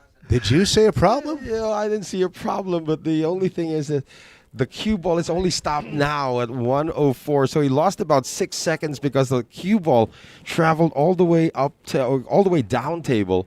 But nevertheless, impressive for the 15-year-old. 0 penalties, Manny. Well, we say it's a problem. Benok Regalario says, what problem? Right. Now, again, the goal is to get all of the balls down without a penalty. So it looks like the 15-year-old's groove is still on. Well, rack in number the first 2. rack, Jerico Bañares clocked it in at 1 minute and 1 second. Right. 1 minute, 4 seconds for Bernie Regalario. This is not too bad. Yeah, and with 0 penalties, too. That's the most important part. Exactly. So, yeah. Here, Jaynard's making sure. I'm not quite sure if Benok is impressed with having to wait to shoot this right now. And Jaynard is, he's such a stickler for tight racks. Well, Jaynard is also an accomplished pool player himself, so you're right. He would he appreciates how much these players also would like a tight rack. Benok Regalario gets a good scatter here. Look at that. The balls are still moving. As long as the cue ball is not moving, you can shoot, even if the other colored balls are moving. This is great strategy here for the 15-year-old from Antipolo. Well, I like that. I like that. He's taking initiative, okay? But we do have a problem here with 2 and 8. Right. Let's see how he's going to address this. Check that. He's from Zamboanga, actually, and Bicol region. So looks like he's hesitated there. That's going to cost him a bit in terms of time. Well, now he's got a better look at this 2 ball. He's going to have to bank in the 8. Oh, it takes an intentional miss. Nicely done. Can't reach it again. He's got to play left-handed. This is still going to be good despite the 10-second tack on. There you go. Oh. 205.15. That's not bad. That's not bad at all. And had the presence of mind. Robin Hood Cruz says he's into tight racks too, but I don't know what he means. Hey, thank you for joining us once again, guys, right here on the Real Live TV network. This is the Saksi Speed Pool Challenge.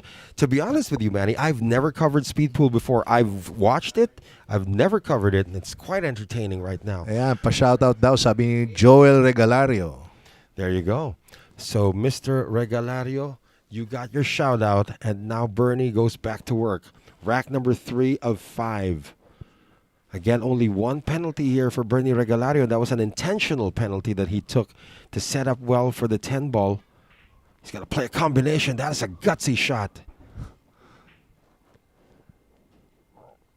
Wow, Benok's got the hang of this right now.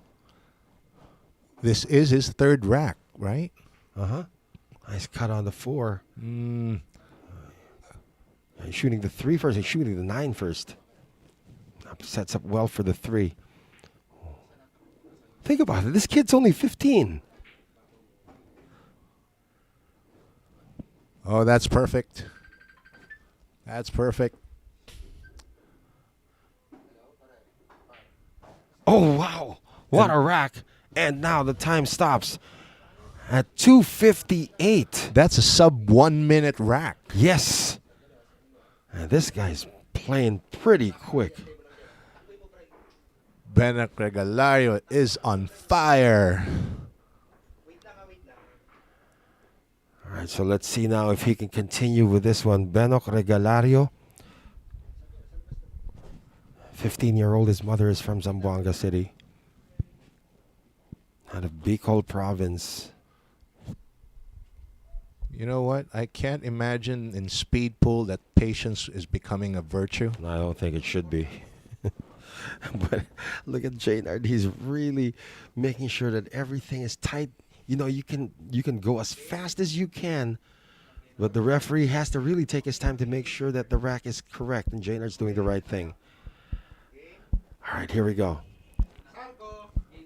Benok Regalario now, rack number 4. He's got a sub 3 time so far. Remember, he finished with the 3 minutes plus for 3 racks. He's got 3 minutes now entering the 4th rack. I like his strategy. He does know that the balls are still moving after the break, and he doesn't hesitate to shoot them. Check it out. Wow. This kid's going to be... That's just one shot after another. Wow. This is going to be sub 30 seconds. Yeah, could be at the rate he's going right now. He needs to draw. He's still okay. 10 ball. Again, need to control the cue ball. Make sure it stops after you make the 10. Otherwise, the time will stop. There you go. 3:42. That's the fastest rack we've had all day. Indeed, Bernie Regalario scoring. What was that? That's like less than 50 seconds. Less than 50 seconds for that entire rack. Amazing. And he's just warming up because he's now entering rack number 5. And he could, if he just plays this in under a minute, we'll have a new leader. Jerico Bañares right now at 3:54. That was an impressive sub 4 minutes through 5 racks. Or 4:54. This is now, if Benok Regalario just hits a minute, he's going to be the leader. You know what, Noel? His technique is great. Like after his break, he anticipates where the cue ball winds up, rushes towards that, aims to shoot, while even the other balls are still moving. I'm sure the veterans are going to take note of that as well. It is legal to do that. Here it is, final rack now for Benok, and he immediately stops the cue ball while the other balls are still in motion. He's going to shoot it. That is legal. Now he has a problem here with the 7 and the 9, Manny. Well, yeah, but it is a makeable combination. Okay. He's taking it on now. Oh, wow. 7 still seen. He can actually slow down just a tad right here. Just make sure that he doesn't pick up any penalties. He's only got 1 to add. Make that 2. And one of those penalties was an intentional penalty. Yeah. But he's still on good time here for 5 racks. Well, he's not going to be our new leader, but he's going to be close. 10 ball. Let's wait for Jaynard's signal to stop the clock. There you go. Time 4:43. You just add 20 more seconds to that time. That's going to be 5:03, which is good for second place right now. 5:03.43 will be the time there. If he didn't miss on that 9 ball, He would have been the leader. Yeah, he would have been the leader.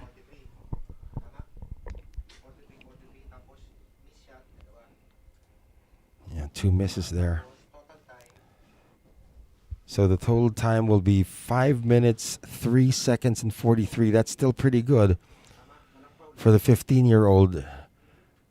Now, who's going to be up next here? It's going to be the Cobra, Jeffrey Ignacio. There you go. Confirmation of Benok Regalario's performance here in round number 2. 5:03.43. 2 missed shots, 1 intentional, 1 unfortunate in the 5th rack. But he is still in 2nd place right now. The question is, can Jeffrey Ignacio beat this time? Because if he can beat this time, that will eliminate Benok Regalario just like that. Well, the veterans would be taking a note of what Benok was doing there, okay, especially with a break. Well, again, only 2 players will survive this round to make it to the final, which they will be playing 7 racks to determine the champion of the Saksi Speed Pool Challenge. We should have more of these. I've never covered, thanks to Sharks, I've been able to cover some events that I've never ever done before. A bank shot competition. If this becomes, if speed pool becomes a regular thing for us here, yeah, okay, I would be expecting more of these players hitting the gym and the jogging path, or the jogging tracks, okay, more often than I was before. I was thinking you were about to say, if speed pool becomes a thing here, I'm gonna have to get in shape. Not that you're not in shape already, my friend. Well, so the snake. A circle is indeed a shape, right? Well, I got 2 of those. Well, now it will be Jeffrey Ignacio, our national team member. And he qualified with the 3rd fastest time. And he is in his workout attire, as we pointed out during the interview. Well, Jeffrey Ignacio has always been known to be a fast stick. But let's see if he can reclaim this title right here and now. He's copied Benok's break, but he did not shoot. Even the balls were in motion, and that's penalty number 1 immediately. Coming off a miss. I was wondering why he didn't shoot the 9 ball immediately. That would have opened up a lot of opportunities from the center of the table. Well, he's trying to take care of the problem balls early. Well, it looks like he's back on track, but he does have a penalty already here in rack number 1. He has to perform 5 racks. And now he's going to shoot the 9. Check out his technique. It's just point and shoot. No practice strokes or no warm-up strokes, whatever. Yeah. Just line up the cue, shoot, and that's it. Well, he's still looking good to get a sub 1 minute round. But he does have a penalty. All right. There you go. 101.52 plus the penalty. That's going to make it 111. Still a decent start for Jeff Ignacio. Well, the first 2 players were like a minute and 1 second and a minute and 5 seconds. Or rather, a minute and 4 seconds. So his total here, a minute and 11 seconds. He needs to make up that time on his next few racks. Again, just working with 1 penalty. Jerico Bañares, no penalties in round 2. Benok Regalario with 2. On that break, okay, on Benok's technique on the break, it saves him at least 2 seconds, okay, of shooting time. Right. And now Jeff follows it. He copies the break now. Again, balls are still moving. It's okay as long as the cue ball does not move when you're shooting it. He's going to take the 1, then the 7. Oh. Yeah, he's looking at getting to the 4 ball already right now. That was the problem. Oh, he's a little too straight. Yeah. So far so good here. He's going to do 8-5 or 8-9. 9. Yeah. Interesting. Now the 5 appears to pass the 10 anyway, so. They're going around. Hey, this is sub-minute.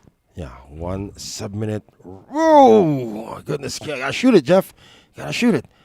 There you go. So that's 2 penalties. Yeah, 1 penalty in each round. Jeff's got to shake that one off. That's a sub-minute rack, but he did incur another penalty. Yeah, so he's working on 20 seconds now. 218.65 as we speak. That is not in pace with our leaders so far. Jerico Bañares and Regalario at this point had better times.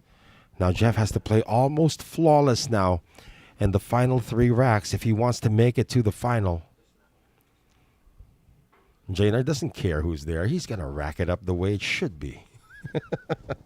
Rack him up tight and good. Yeah. All right, so here you go. Jeffrey Ignacio going into his 3rd rack. Yeah, ball's traveled a lot more than his previous rack. He's going to go to the 3 ball right now. So there is an issue here with the 4 and the 9, but it appears that the 4 does pass the 9. Both balls do pass Each other. To the corner pocket. Right, so all right. let's see. Oh, Jeff is really cheating the pocket now. Oh, his nerves are probably taking a beating with that. He keeps thinking, did I miss? Did I just miss? He's shooting. This is his best rack so far. The way he's shooting this rack. And he's at least made up for at least 1 penalty here if he, barring any mistake. Stop ball there. Bam. That's his best rack. There you go. 247. You're right, man. He made up for at least 1 penalty on that one. That was 0 penalties in rack number 3. And he still has 2 more racks to rectify. So he's at 247. This is approximately 3 minutes and 7 seconds. Okay, he needs to have the last 2 racks just like that one. He just needs to finish here, Manny, under a time of 4:54. He needs to finish 4:54. under a time of 4:54 to eliminate Regalario. With the penalties? Oh, no. You're right. He still has He 2 still has penalties. 2 penalties. Yeah, so he needs to finish with a time of at least 4:34. It's attainable if he can actually just get the last 2 racks. He's in trouble right now. I mean, you can't say that he's not. He's in trouble right now because of the 2 penalties. But if rack number 3 was any indication, he could be on a roll here. Here's the 4th rack. All right. That's a better break. That pink 4 might give him some trouble.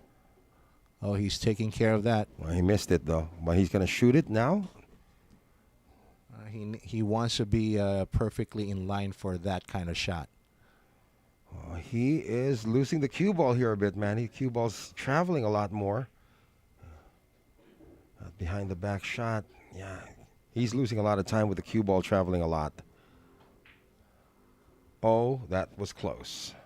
He needs to address that pink 4 somewhere down the road here. I thought he was going to do it from here. Now he's going to have to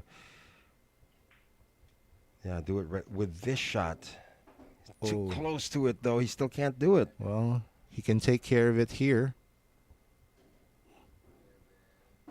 There's going to be a little over a minute in this rack. That's not going to do it. And he's on top of the 10, too. He's missed it. Take a penalty. No, he's made it. He made it. He made it. Yeah. So there you go. 357 total so far. The time he needs to beat now overall is 4:54 plus penalty. So he has to shoot this at 4. He has to finish with a time of 4:30. 27 seconds. He needs to you're finish. right. There you go. Like 27 seconds. Right.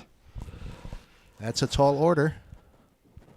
Well, let's see now. He can also aim for Regalario's time at 5:04 right now. But knowing that the veterans are coming up, you're probably an endangered species at this point.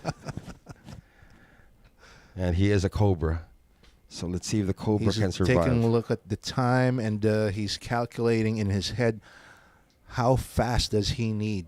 Well, again, he's got to finish this rack. Yeah, he's got 2 penalties right now. So Well, with this opening shot, everything is still moving. That's still fine.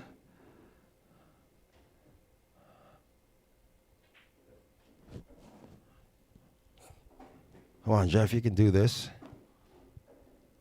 So far, so good.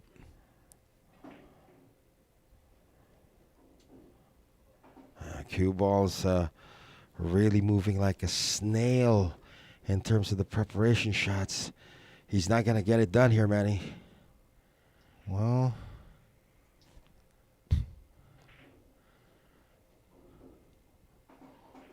he's still got 2 more penalties to tack on. He's awkward on this 10. He's going to bank it.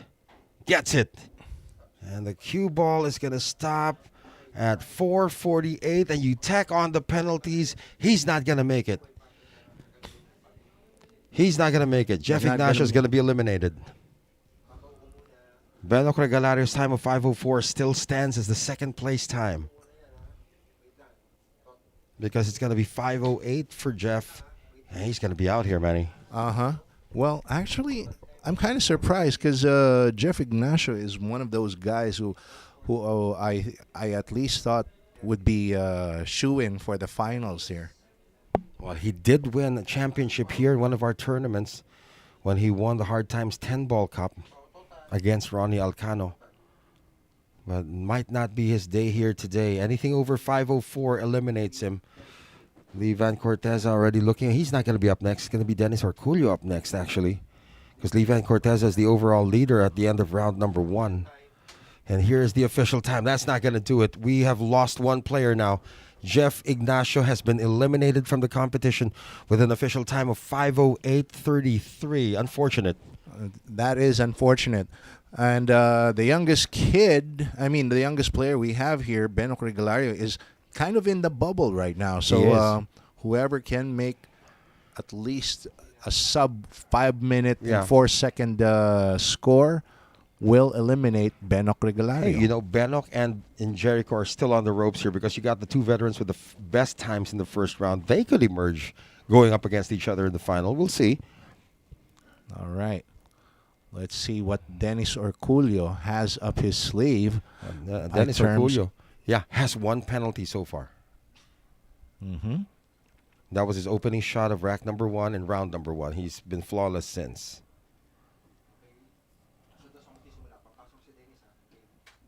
All right. Jaynard's making sure now. Here comes Dennis Orcollo. I've seen him play speed pool before, and he kind of runs around the table funny as well.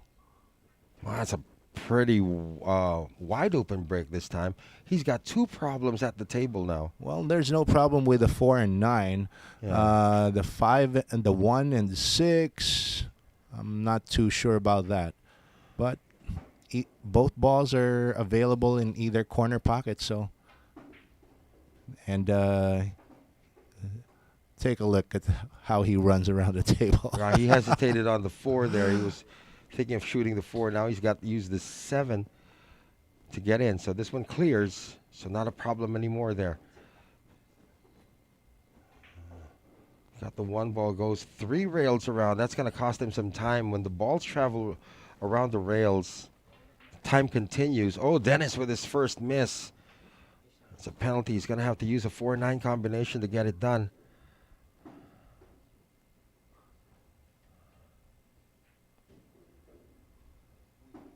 Comes up a bit short here on the 5. He's already past 1 minute here in his opening rack. Gets it into the side. You have to shoot the 10 all the way down. 112 is the slowest rack we've had so far in the second round, Manny. Slowest by terms of the opening rack. But let's see if Dennis can improve on that. That's 112 with a 1-shot penalty. Yeah, with 1-shot penalty already. 1 miss penalty, rather. Yeah. So he still has time, once again, to rectify that mistake. Here, as pointed out by Lair Sorlid. Iyer Sorlid, yeah. Iyer Sorlid. Yeah. Okay, bunny hop. Yeah, he does look like he's bunny hopping all over the table. Imagine if Dennis had the Easter Bunny costume while he's playing this. That's something you can't unimagine, by the way, guys. He's playing a lot better here in rack number 2. Oh, there you go. Shot after shot. Rapid fire. Yeah, it's like a RoboCop, dead or alive. You're coming with me. This is 8 going to the 4. Again, the cue ball traveling a lot. You're gonna have to wait. He just lost 5 seconds, 6 seconds, when the cue ball traveled that far away.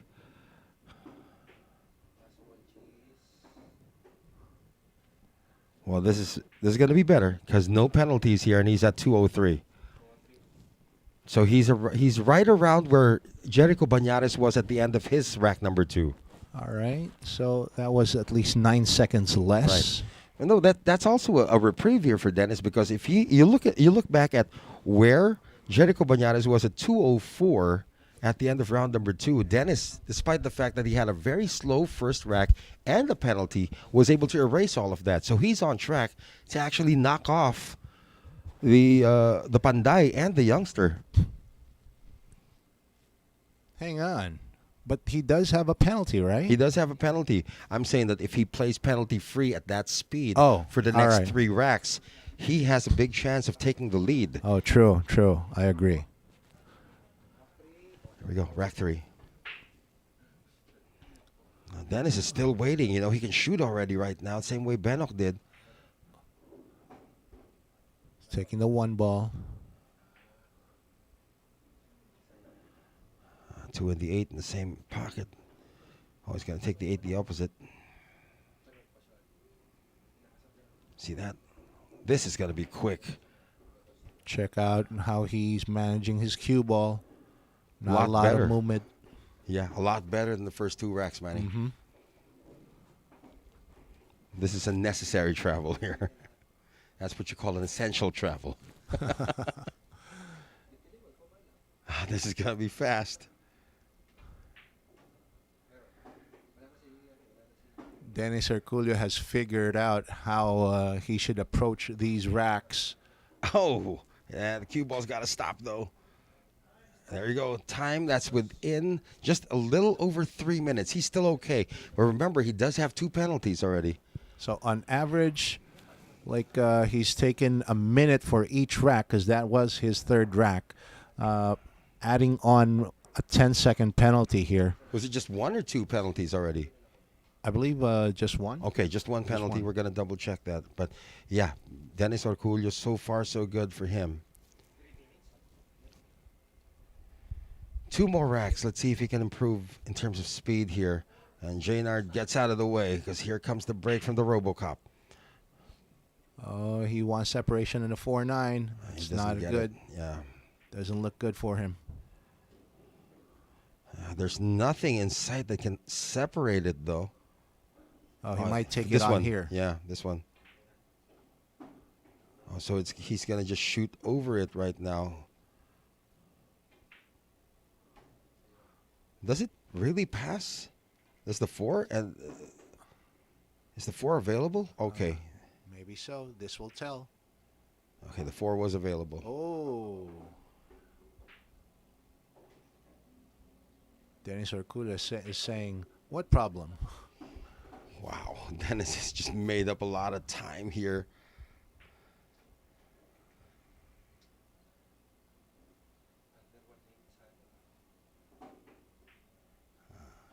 And he realized that he needs to make that cue ball stop. So he's now under 4 minutes, but he does have 1 penalty, as you mentioned, Manny. So the time to beat is 5 minutes and 4 seconds. 5:04. That eliminates Benok Regalario. That is attainable if he can do another rack that's like 50 seconds, because he does have a 10-second penalty that he's already incurred.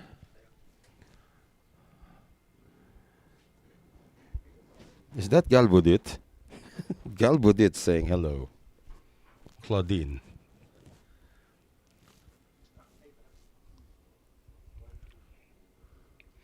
Yeah, Galbudit's here. Oh, well, we've been overrun now by the Sharkanatics here at the Real Life Network. They're all here now. So this is the final rack for Dennis Orcollo in the 2nd round. The question is, do we see him in the final round, or will this be his last rack in the competition? Okay. Dennis can shoot now. The moment the cue ball stops. He needs to shoot something. Again, he's just working with one penalty. He needs a 30-second rack to qualify. He just needs to beat the 5:04 time of Benok Regalario. He has to hurry now. He's a little behind at the pace. He's a little behind the pace. That hesitation's not going to help him. Oh, he's hesitated again here, Manny. Oh, he's in trouble. Dennis Orcollo is in trouble. And there is a one penalty that he needs to overcome. 3 balls. Got to get it in less than 5 seconds now. It's going to be tight. Oh, this is going to be close. Oh, he's not going to do it. He's not going to do it. Oh, he's not going to do it. Oh, boy. Dennis Orcollo came so close. Well, he still has one penalty to tack onto this. That's going to put him at 509. And Benok Regalario's score is going to hold. Imagine that. So far, okay, the first 2 leaders of this round are holding their ground. Yeah, 454 for Jerico Bañares, 504 for Benok Regalario, and if you tack on the 10-second penalty for Dennis Orcollo, that'll put him at 509 and out of the competition.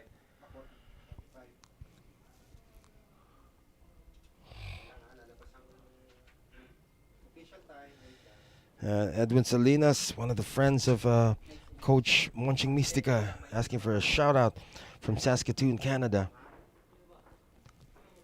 All right, there it is. Officially, Dennis Orcollo is now eliminated from the competition with an official time of 5:09:45. The only guy who can now crash the party of Jerico Bañares and Benok Regalario is our current leader, Vann Corteza. All right. So, one more player, okay, who can bust Benok Regalario from his bubble. Right, and the thing is right now, with the scoreline being as it is, Jerico Bañares is already assured of a spot in the final. Exactly. So, there he is, Vann Corteza, gentleman from Davao, the 42-year-old. Vann Corteza now warming up, That's stretching. Julius Orcollo, by the way, the brother of Dennis, who also saw action in the Quezon City 10-ball open, as was this gentleman, Vann Corteza as well. Here it is. He has to perform 5 racks and beat 5 minutes and 4 seconds total. Now, Vann Corteza has 0 penalties so far in this competition, and he is back on his horse.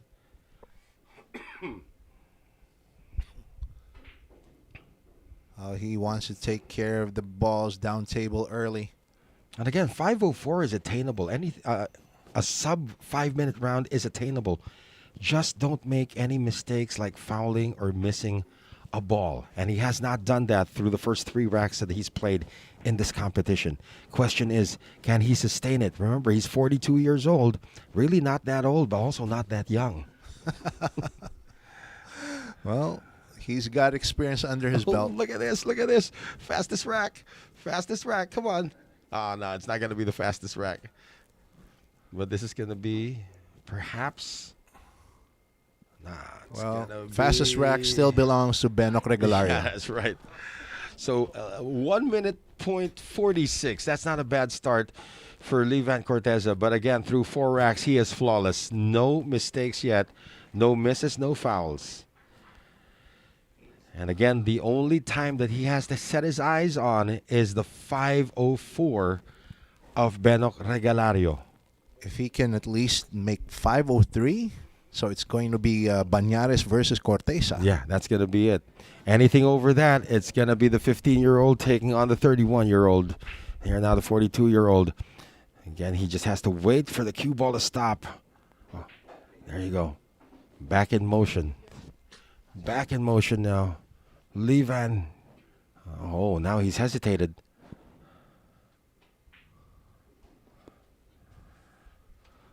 I just love the way he runs around the table. It's like somebody pushes the fast forward button. And he's there immediately in the next spot. Oh, almost scratched there. Well, Another you don't like that kind of hesitation in speed pool. Yeah. You just want to keep on shooting, shooting, and shooting. That one cleared for the 4. He's going to go for the 1 this time. Oh. Yeah, the thing is That right now, he's cue going to go ball? over a minute for this rack. So that's going to mess up his time goals. Well, not quite. It's going to be over a minute, though. There you go. There you go. A minute and 2:02. 2 seconds. Hey, this is still Jerico Bañares' pace, remember? Regalario set a ridiculous pace for the first 2 racks.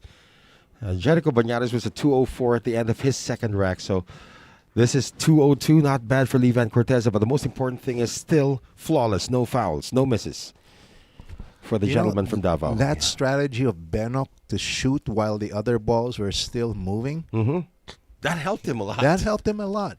Yeah. On each rack, he was able to save at least 1 to 2 seconds. Wow, Vann Corteza now on the midway point, rack number 3 of 5. Still flawless, still no penalties. Oh, he's taking too much time. Yeah, no, he sees something now that he wants to hit. This looks like a better strategy. Cue ball, yeah. He wants to go down table. For Vann Corteza so far, man, he's not had any clumps of balls coming off the break. That's really helping him. Well, that's he knows how to manage his break. Look at this. He's working on probably his fastest rack of the second round.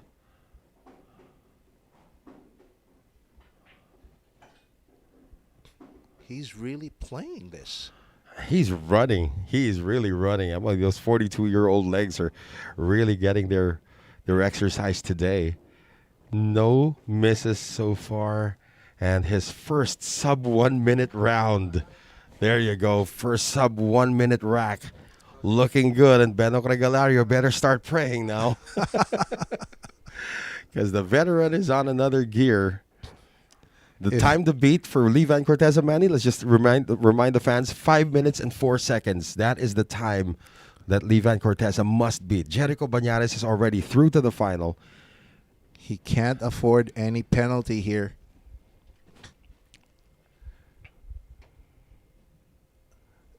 Rack number 4, 2 more to go. So near yet so far away for Vann Corteza. All right, if Vann Corteza can get another, two more 40-second racks, he's golden. Yeah, even if he gets like 2 more 50-second racks, it's fine already at this point. He's sub 3 minutes through 3 racks. Oh, yeah. And he doesn't have any penalty, right? Zero. Zero So penalty. he's the only guy who's been flawless so far. Okay, looking at the 3-5, the side at the side rail, that might pose some problems. He stops a bit there, looks at it right now. Is he gonna address it? Yeah, from the 8 ball. Oh, yes, he does. Yeah, passes the 1, the 9. The 9 is attainable. Vann Corteza is playing to win. He is. He's not just playing to qualify. He's playing to take the lead once again. He is our current leader at the end of the first round. He's trying to send a statement to Jerico Bañares. Watch out, Panday. Here I come.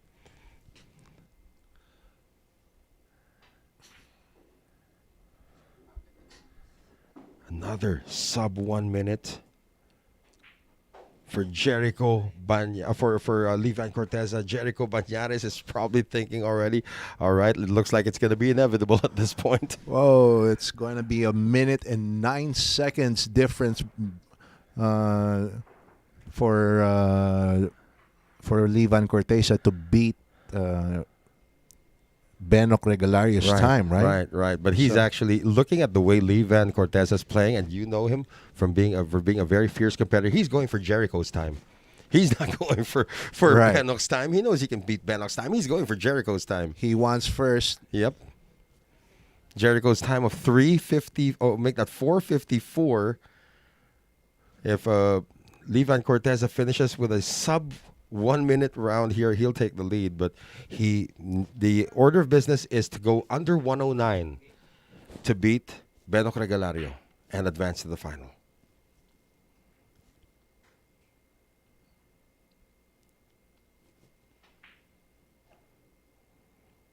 He's a lot slower now here in the fifth round, on the fifth rack, than he was in the previous two. Can he pick up the pace? He just doesn't want to make any mistake here. It is very crucial. Nudges the 10. 3 still clears.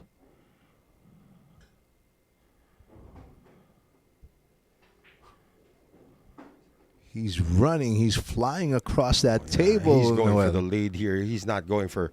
He knows he's going to eliminate Regalario. He just wants to be the number one. And there it is, officially. 0 penalties for Vann Corteza. And he finishes with the best time in the second round. And he is through to the final, Manny Argonza. Yeah, he's like the fastest stick in the first and second round. That's true. And that's sending a statement out to Jerico Bañares. Panday, I'm coming for you. So 447, 0 penalties. It will be Vann Corteza going up against Jerico Bañares in the final of the Saksi Speed Pool Challenge. Unfortunately for the 15-year-old Regalario, his time of 5:04 is not going to hold up. That's very unfortunate, but it was a great performance. It was a great performance. He finished ahead of other veteran players like Dennis Orcollo, Jeff Deluno, Jeff Ignacio, and Anton Raga. So that is the official time now for Vann Corteza. 5 racks in under 5 minutes, but big time under 5 minutes. 4 minutes and 47 seconds with no penalties. And the final is now set. It will be the gentleman from Davao, the 42-year-old Vann Corteza, taking on the 31-year-old from Antipolo City, Jerico Bañares, in our Saksi Speed Pool Challenge. And I believe we're going to take a short break. When we return, we will talk to the players before we get into the final. Again, Vann Corteza versus Jerico Bañares for the final of the Saksi Speed Pool Challenge.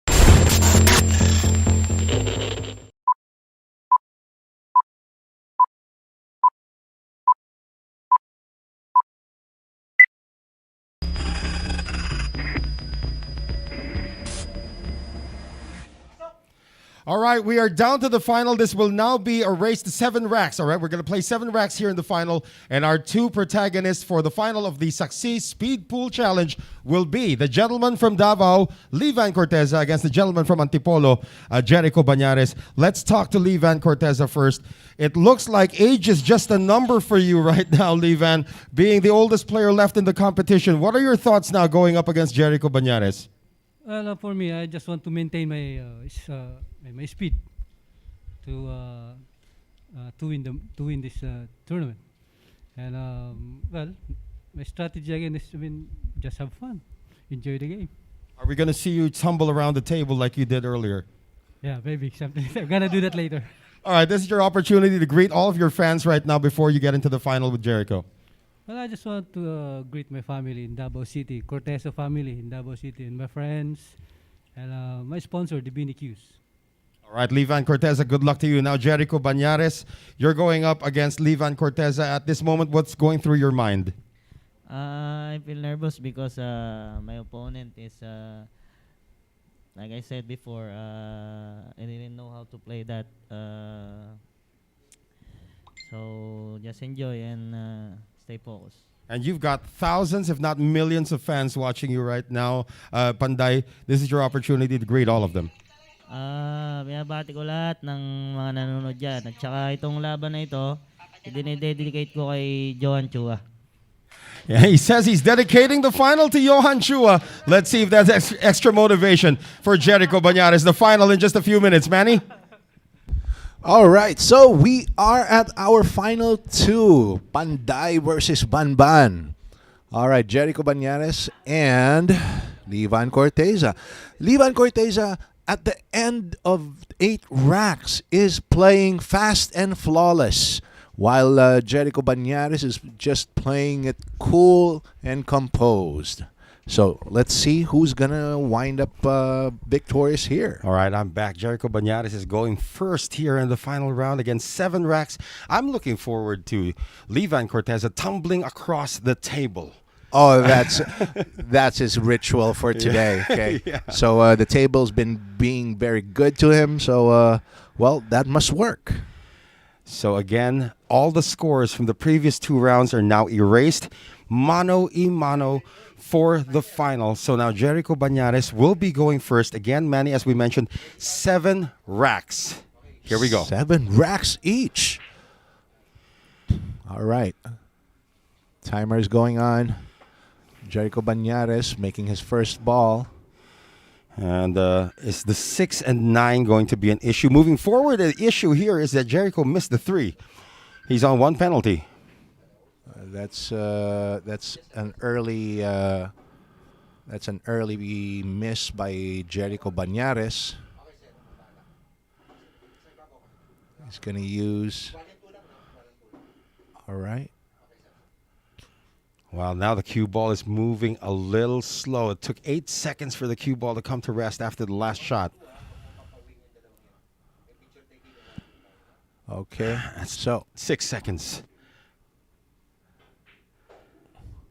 Again, these are essential travels, but of course, if you're Jerico, you want the cue ball to be stopping really quick. He's got 3 balls, and he's going to shoot this rack in a little over a minute. He's already working with 1 penalty. Remember, he said he's dedicating the final to Johann Chua. And he is going to get 1 minute and 11. A spotty start with 1 penalty for the man they call the Panday. The Jerico Bañares has 6 more racks to complete here in the final. well, not one of Jericho's finer performances, but he's going to be looking to improve on that. Yeah, Mike Trepanier is saying they should take turns in the final. Actually, the format's already been set, so 7 straight now in the final here. And it's going to put a lot of pressure to the incoming player, which will be Vann Corteza, our leader. And Jerico Bañares now waiting for Jaynard Orca to finish the racking. Here we go, rack number 2. We are in motion. 7 racks here in the final. Jerico Bañares playing cool and composed here. So I'm not quite sure. Yeah, sorry, Manny. Yeah. I'm not quite sure if that's a good strategy against Vann Corteza, though. yeah, because as I said it, Levan is playing fast and flawless. Yeah. When you say the word flawless, you're talking about no penalties for Vann Corteza. He hasn't missed the ball, hasn't made any fouls. Yeah. Okay, nothing you can shake a stick at. Oh, this is going to be a faster rack now for Jerico, especially with the way he's controlling the cue ball. Again, this is an essential travel for the cue ball to get to that one. It's a little funny here on the 8. He's got to land properly on it.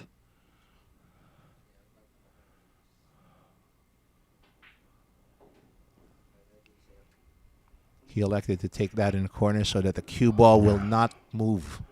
All right. So he's exactly at a minute in that rack.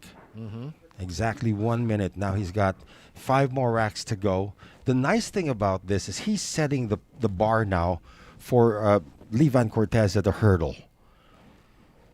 Right, if we may use an athletic term. He's setting the bar. If the first 2 rounds were any indicator, Levan is very much capable of hurdling that bar. You're right. Now, can Jerico pick up the performance here from racks 3 to 7? So rack 1 was spotty. Rack 2 was a lot better, but not good as well. Let's see if rack 3 changes things. He's hesitated again. He was looking at the 9 ball, but didn't shoot it. He's got it to another flight path. Do you like the way he's now making sure that the cue ball just stays at one spot? Well, he knows that that's the key there. Keep that cue ball moving as little as possible. He overran the 4, though. Oh, he didn't want that. He still might get lucky here because he can still see the 6 clean, but he's going to shoot the 9 first.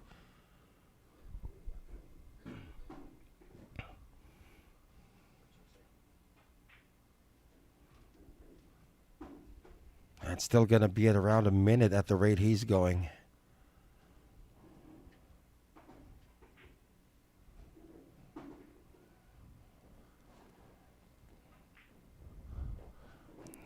All right. There's time. By a second, it's under a minute. So each rack is so far is averaging a little like a minute and 4 seconds. Yeah. Plus, but that's not counting his one penalty miss. Yeah, he's got 1 penalty. He's improved here. He's steadily improving over the first, after the first rack, which was a disaster at 112. He's hit a minute and he's hit 59 seconds. So, but remember, he still has that 1 penalty. So at the halfway mark of the final now. You know, Noel, one thing that as I'm watching Jerico here, even though he does know he has a penalty, he doesn't seem phased. He's still concentrated very much on the game. I don't think Jerico gets phased with anything by Vann Corteza, by cockroaches, by anything. He has the same mentality in every competition that he goes into. The only time I saw Jerico Bañares flinch was when he went up against Efren Reyes in the quarterfinals of the Origin Cup. That's the only time I saw it.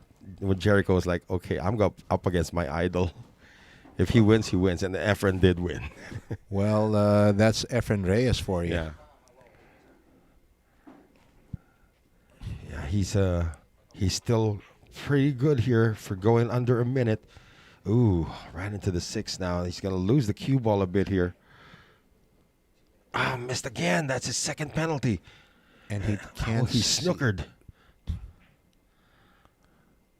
That's his 3rd penalty now for hitting. No, that's not a penalty if you hit the 10 ball. So he's only down to 2 penalties or 3 penalties now because he did miss. There you go. So 433 plus 3 penalties now. Oh, that's gonna cost Jericho.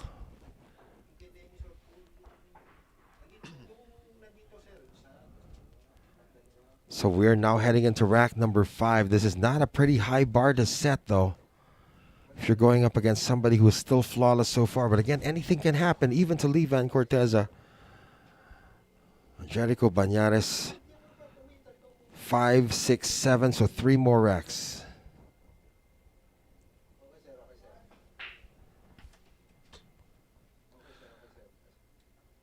to make up, he needs 2 or 3 30-second racks. I don't know if he's going to get it in this one. Ooh, another one. That's his 4th penalty. Vann Corteza was playing flawlessly, and with 4 penalties, Jerico Bañares would need to get lucky to win this. He's electing to shoot the 3 instead of the 9, so he could address the 5 ball. Again, this is not a pretty high bar to. He's going behind the back now for the 5. Not a pretty high bar to set here. Now, the thing is, even if Jerico does not set a very high bar for Vann Corteza, the hurdle, is Vann Corteza going to get a little overconfident? That could be. We'll see, because there are still 2 racks remaining. Jerico Bañares now at 5:43 through 5 racks. So he's 43 seconds over the 5, like a minute each. So he's added more. Plus, he's got 4 penalties, too. It's not looking good. Let's see if he can turn things around here in racks 6 and 7. Well, at the rate that he's going, Noel, I'm imagining he's going to take like 8 minutes for the 7 racks. Oh, let's see. Okay, as called in by our referee, Jaynard Orque. Okay, this is Jerico Bañares' 6th rack. Yeah, Jaynard wasn't even done saying rack 6, and Jericho had already put things in motion. He knows he's got a lot of time to make up here. He's going first, though, so regardless of the outcome here, he's going to still be in first place. Depends on Vann Corteza's performance.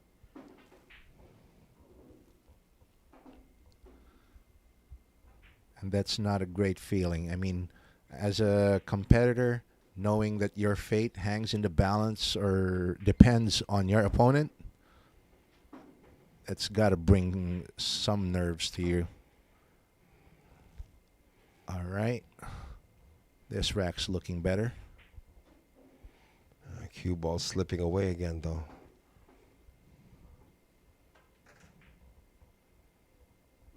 Oh, okay. That's still over a minute, though. That rack still took over a minute. It was 103. That's a 103 rack, and he's now in his last rack. And he'd better pray that Vann Corteza gets into all sorts of troubles in his 7-rack performance coming up, because this is not a good time. You called 8 minutes, Manny? Together, so let's just assuming that there's going to be a 1-minute rack here for Jerico, plus his 4 penalties. Well, it's going to be somewhere around a minute and a half. 8 minutes and a half. This is it. Final rack now in the final for Jerico Bañares. All right. Addressing the 2-ball early. Okay, and looks like he's going for the 5-ball next. 6-ball coming up. Okay, I wonder how he's going to do for the 4 and 9. Maybe take care of the 4 first after this 7.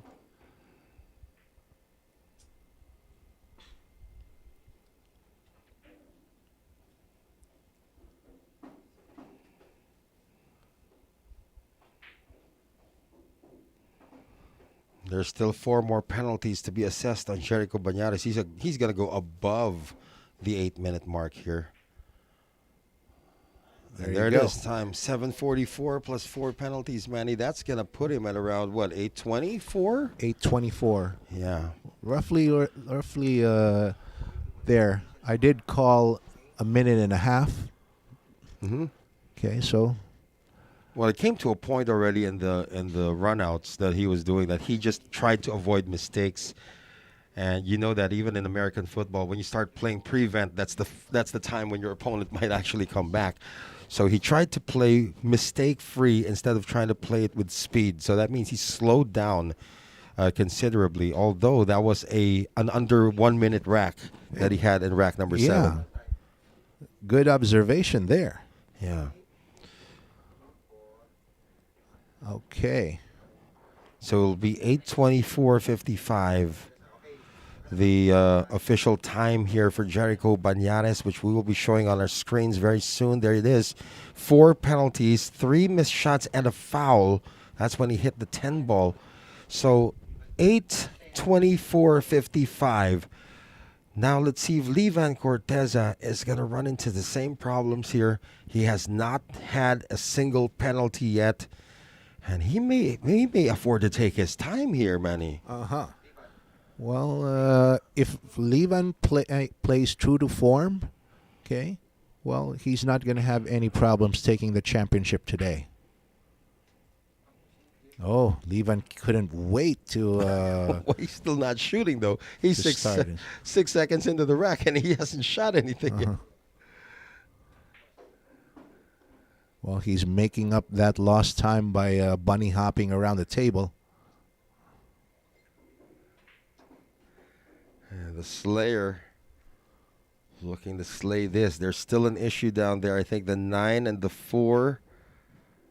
He's got to take the 4 now. There you go.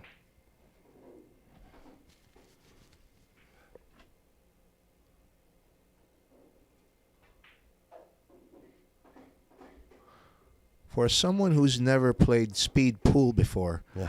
Vann Corteza is showing no signs of weakness. Hey, you know what? As Vann gets a Sub 1 minute. a sub 1 minute, Sub 1 minute. 55-second rack. You know, Vann Corteza, before he became a professional pool player, was actually a basketball player.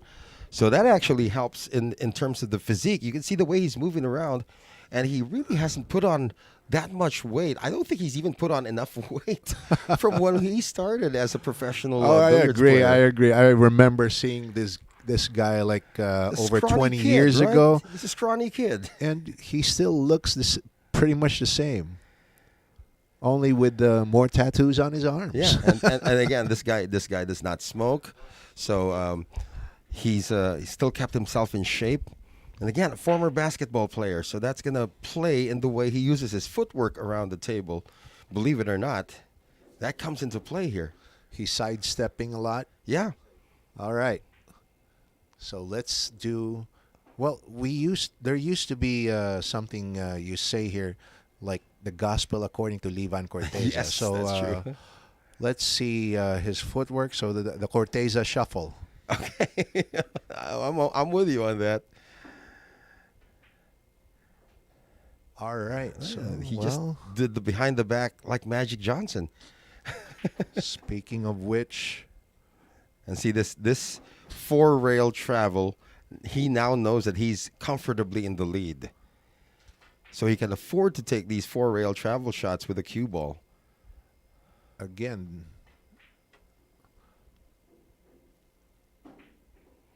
There it is. Another sub 1 minute finish. Yeah. And Vann again, Corteza in 10 racks again, still playing fast and flawless. flawless is the word right now. The time to beat is 8 minutes and 24 seconds. That's the time Vann Corteza erected during his run. Now, this game is not like golf where you have like a one-shot lead and then you run into like a a quintuple bogey. That won't happen here. That won't happen here. Unless he misses like 7 or 8 shots in a row or something, which is ridiculous. It doesn't happen.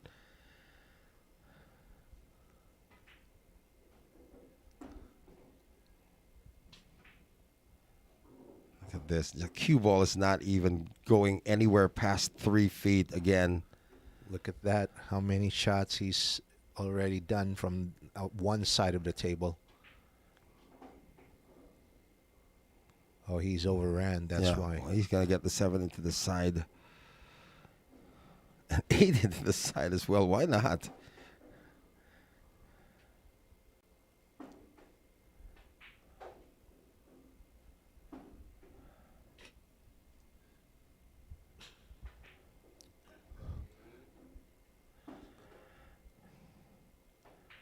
Another one. Flawless and under a minute.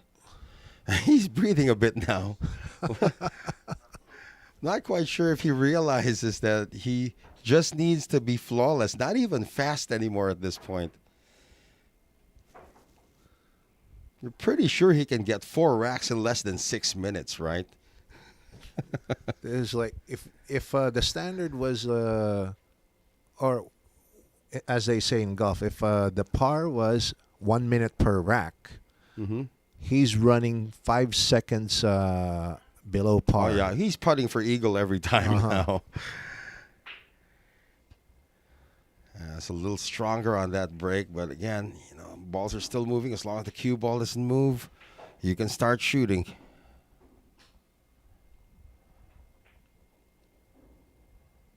This is a clinic, guys. I mean, it's really hard to believe that Vann Corteza never played speed pool in his entire life, and yet he's conducting a clinic on how to play speed pool.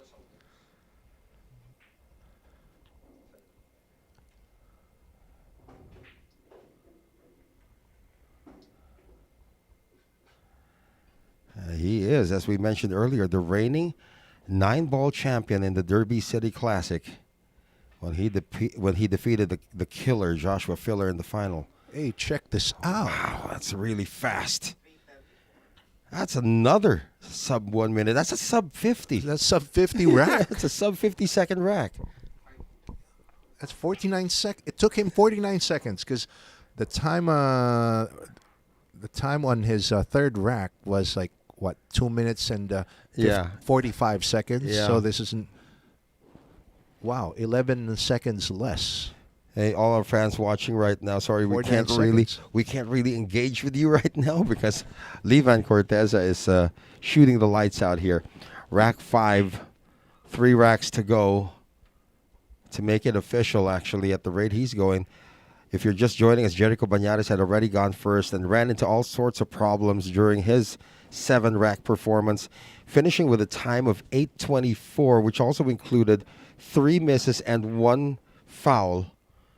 So 8:24 is an attainable number to beat here at the rate Vann Corteza is pocketing. We are in rack number 5 of 7.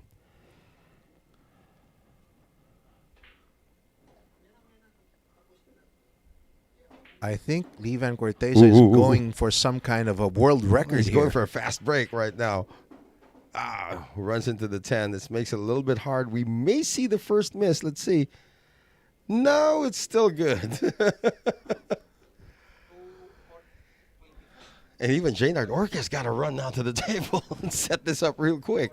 Ladies and gentlemen, after 13 racks, Vann Corteza is playing flawlessly. He hasn't missed a ball. He hasn't made a foul. Okay.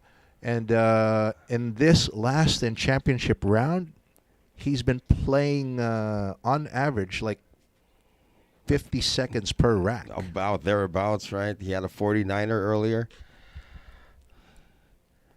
And here's a guy who likes to chalk up after every shot. He hasn't even chalked up. He's chalking up before every rack. And you're right about the fact that they're not using the break cue anymore. They're just using the playing cue and going for it. A 5-ball might be a problem later on. Let's see how he addresses this.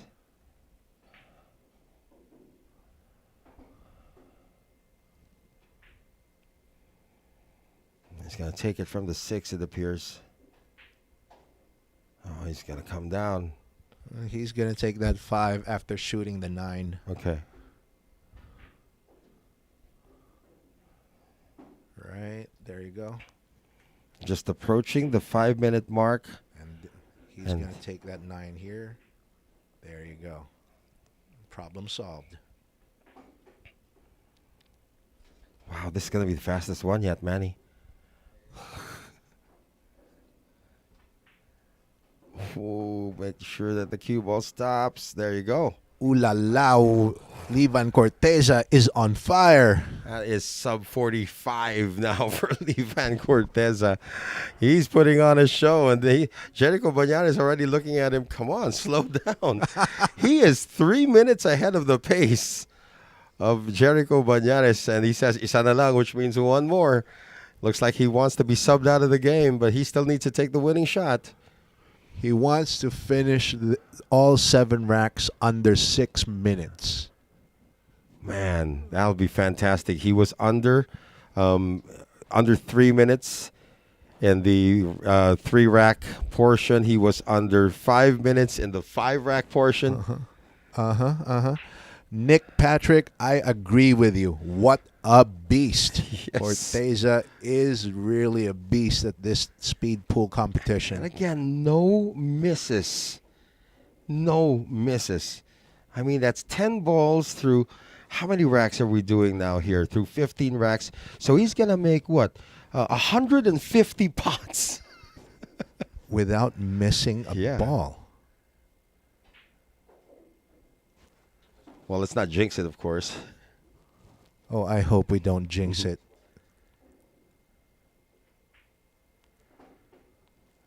Look at this. Look at that footwork again. The basketball player coming out.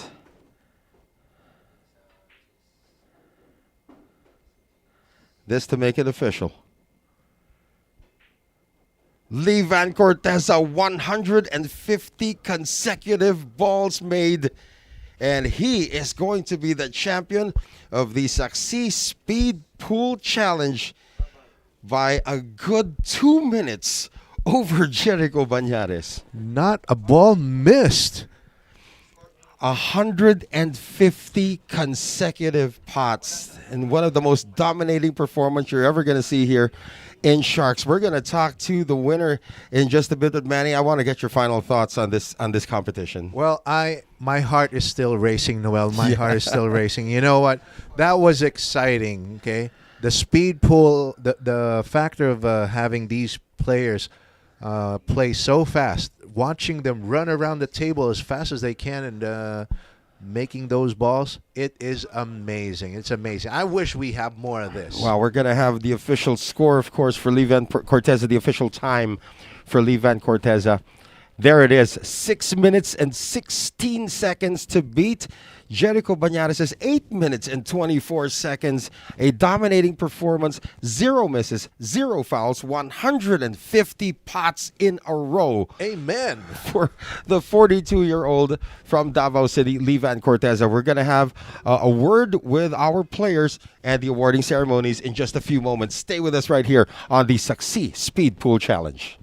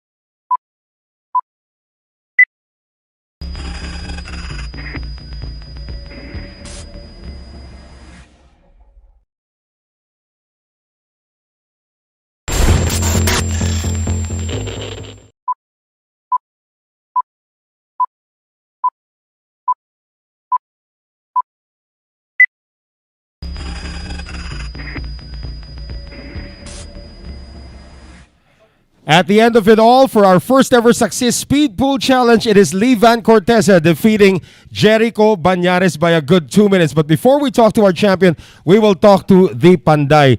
Panday, when it came down to it in the final, in the last 7 racks, you ran into all sorts of problems. Take us through your final 7 racks here.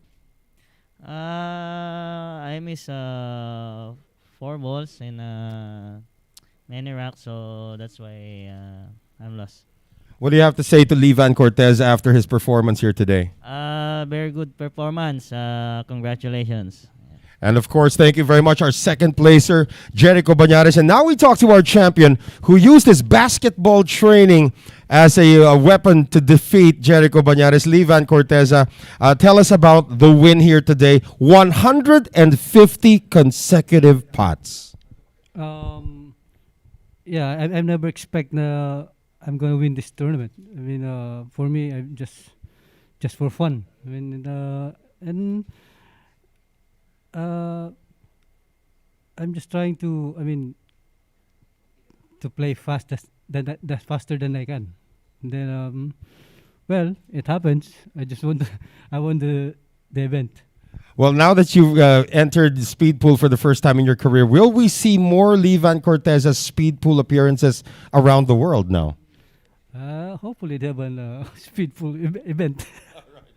So Vann Corteza is the winner, ladies and gentlemen. Before we let these gentlemen go, another opportunity for you to greet your friends and family. Jerico, we start with you.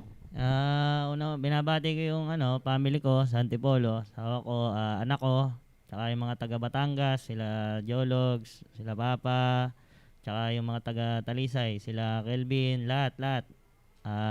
Stay safe. Ingat kayo.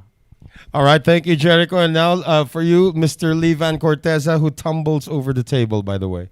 I would like to thanks, by the way, the sponsor, Saksi, and to Bugsy Promotion, and to my family. I would like to thank my family, my fans. Take care, guys. I hope you enjoy the game. God bless. One more from Jerico. Thank you sa Sharks, Bugsy Promotion, Mariano family. Mabuhay kayo. God bless. This has been a very special day in the Saksi Speed Pool Challenge, and it was a record-setting day with Vann Corteza not missing a single shot en route to the championship. Vann Corteza, the winner of the Saksi Speed Pool Challenge, and that's all the time we have for you right here on Sharks and on the Real Live TV network. For my partner, Manny Argonza, my name is Noel Zarate. We will see you next time. Stay safe, and God bless everyone.